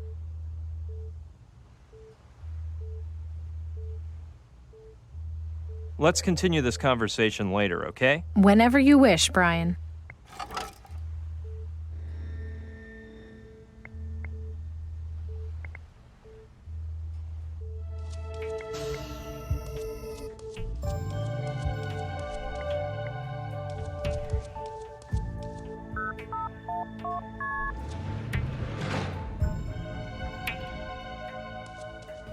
How are you, Camille? Très bien, as you can see. What are those bottles doing there? Oh, they are for you. I thought you'd know how to appreciate them, n'est-ce pas? What do you mean? Wow, I'm speechless. Thanks a lot, Camille. Merci. Gee, they're lovely. Yes, they were a gift from a friend from Bordeaux. It's a limited edition, 100 units. The bottle, it has the shape of a Greek amphora, and because Dean's real name is Dionysus, and Dionysus was the Greek god of wine, I thought he'd like them. But I prefer you have them. Don't worry, I'll save them for a special occasion. Where'd you go, mamita? You don't work?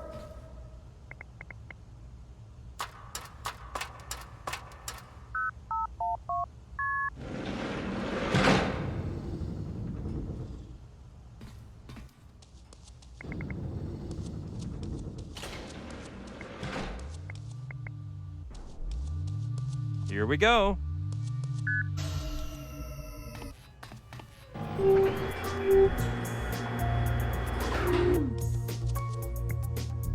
Well, look who's here. I'm gonna go say hello.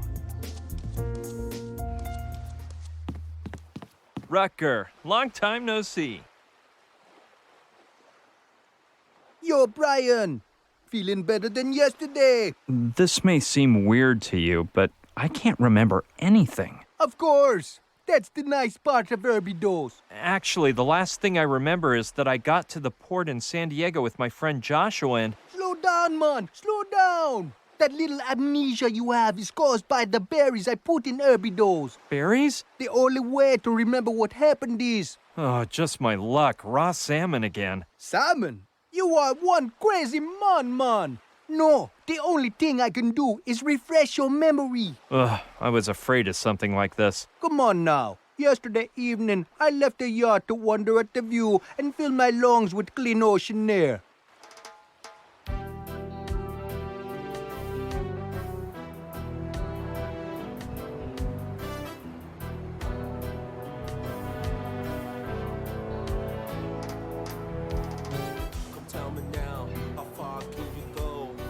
Singing ends and you're walking in a beating rain. Summer warms, the cold then is chilling.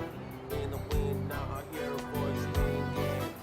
Sugar came to me, let me show you something. Can you see that girl being told? Somebody did to her, and now how was her feel?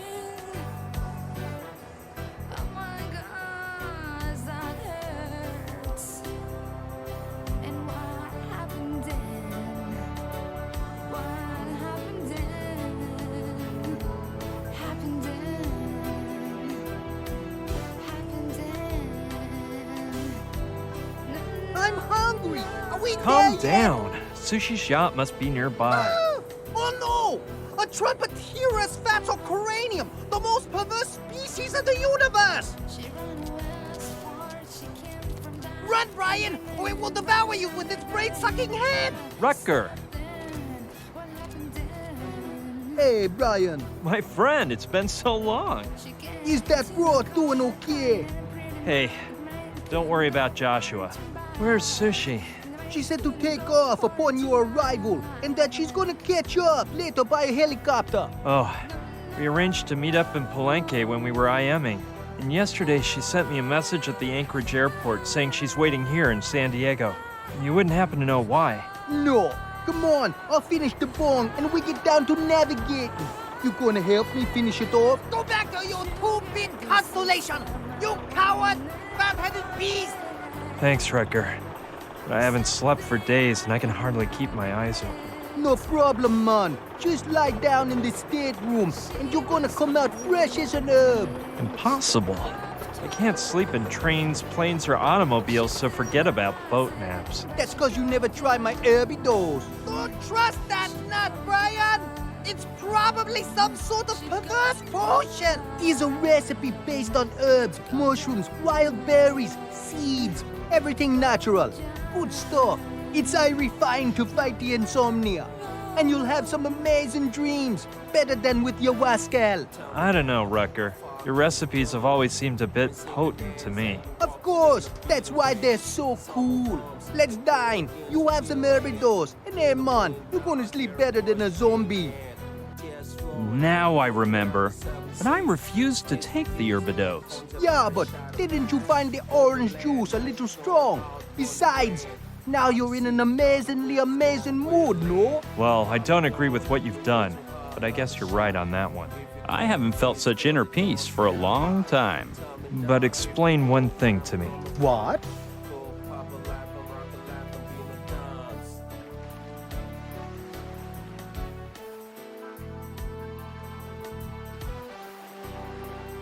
That's the telepathic helmet you've got there, isn't it? Telepathic? Well, it's the one that you gave to that bird-brained Saturn a while back, man. But I want it fair and square, and it's mine now. I brought it to the boat because it really freaks me out. But for the last 3 days, it don't work. Typical overvalued Babylon machine. By the way, Joshua came here before, man, and told me he had a similar device. But that his was much awesomer and less pathetic. Actually, Joshua built it to communicate with the Trantorians. When he managed to get abducted, I kept it. Oh yeah, and that whole thing about the Martians and the stone they lost. I know how difficult it is. Cause I lost one the other day, and I felt that evil feeling at the tip of me dreadlocks. That whole thing about Saturn being an idiot, it's all in good fun, right? No, I say it in the worst way. Saturn, imbecile. The important thing here is not the helmet, it's... It's what? The ingredients of Herbidos are legal, aren't they? Don't worry, be happy, man. We be 12 miles from the coast, so sit back and enjoy. We'll talk later, Wrecker. Sure, man. Pots, hose, insecticide, hoe. Darn, nothing I need. Take the sand, man. What? The sand in those sacks is so finely fine. I'm in awe. Please, take one. Thanks, but I don't think I need any sand. You must be pulling my weed, man. Such fine sand. Please take the sand or I will lose my temper. Okay already, I'll take a sack. Great, now I have this thing to lug around all day. No, the sand was enough for now. It's a sort of water pipe that allows you to inhale the fumes of the, well, I mean the aromatherapy things that Rutger uses. It's huge. Maybe I can use it for something. It's a hog bristle broom. Very durable. That's the telepathic helmet Joshua made to communicate with Trantor, which I gave to Saturn as a gift.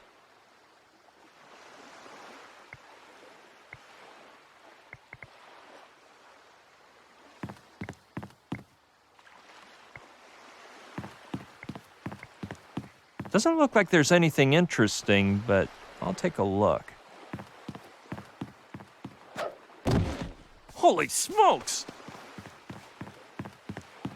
Man, they should declare this a disaster area. I guess they just waxed the floor.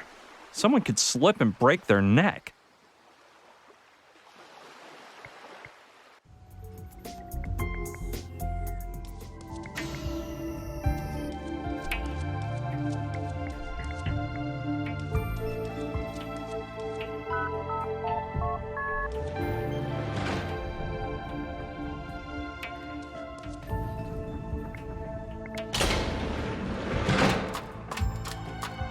Let's see if this one is any looser and I can open it. I can't.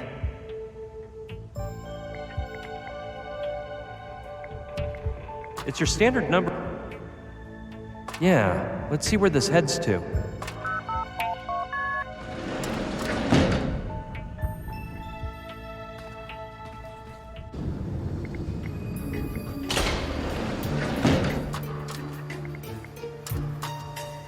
Great idea.